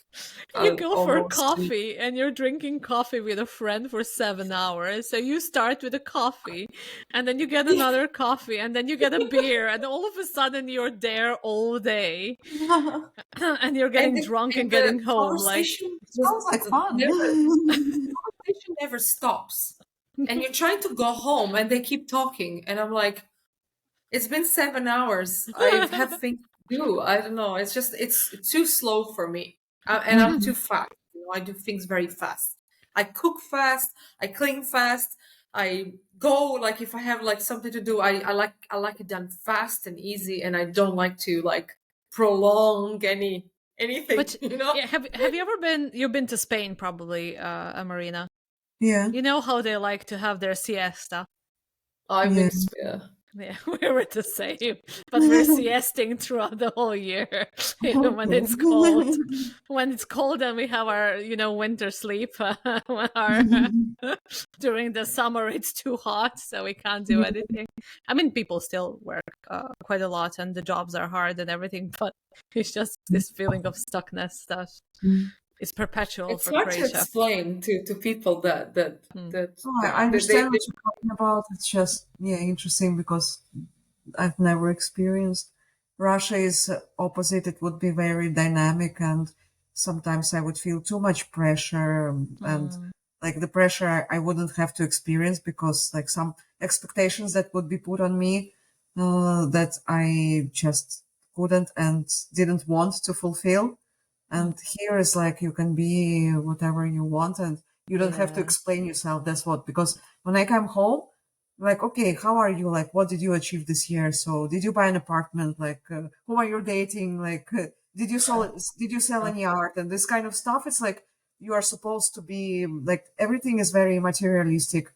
And it's, for me, it's like, can I just be, can I just have nothing to kind of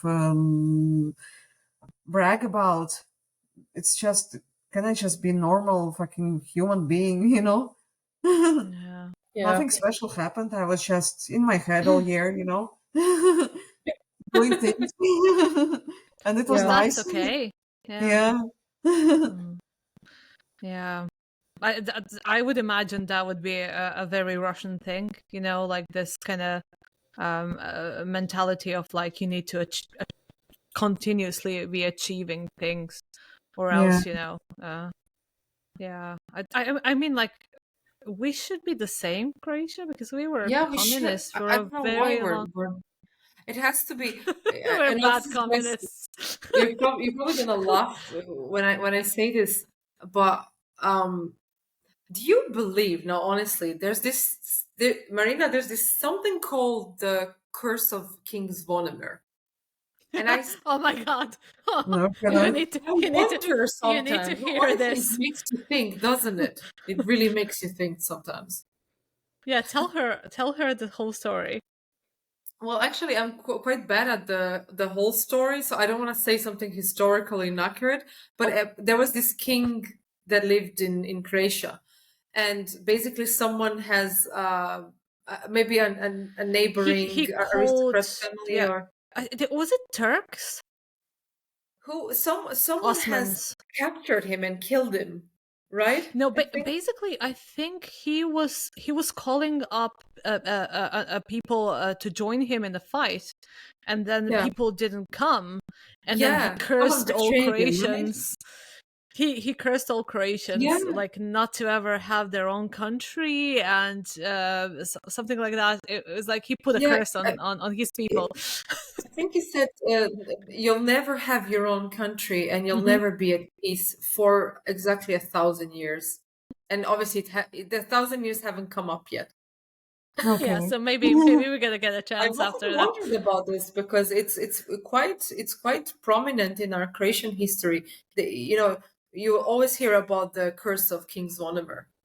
It's I think like We call me should. crazy. I should. I think there's Jesus, something I to it. need to write a song about this. That sounds like a catchy name. Curse of King Yeah, Zvonimir. curse.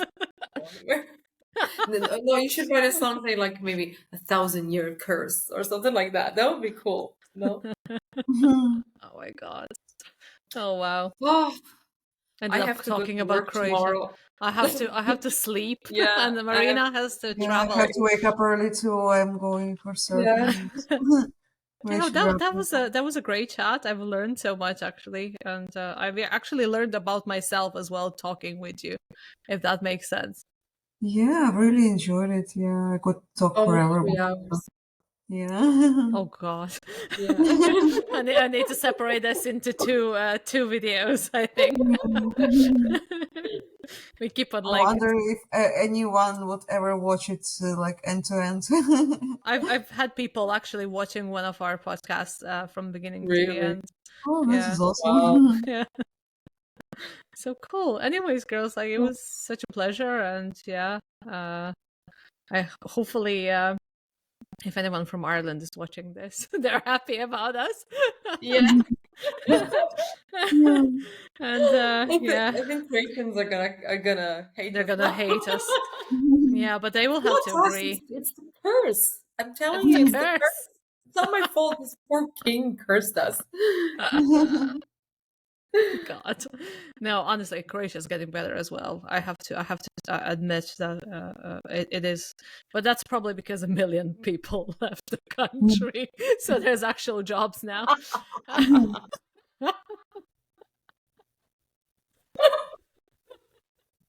No, it was 5 million of us, right? 5 million of these crazy people. Now there's 4, so 1 million left. We're everywhere, like Ireland, Germany, Austria, Yeah. Canada. So there's only 4, and now we need immigration because there's no one to work anywhere in the country. So it's getting better that way, because there's jobs now. When Yeah. me and Stella were living in the country, there were no jobs.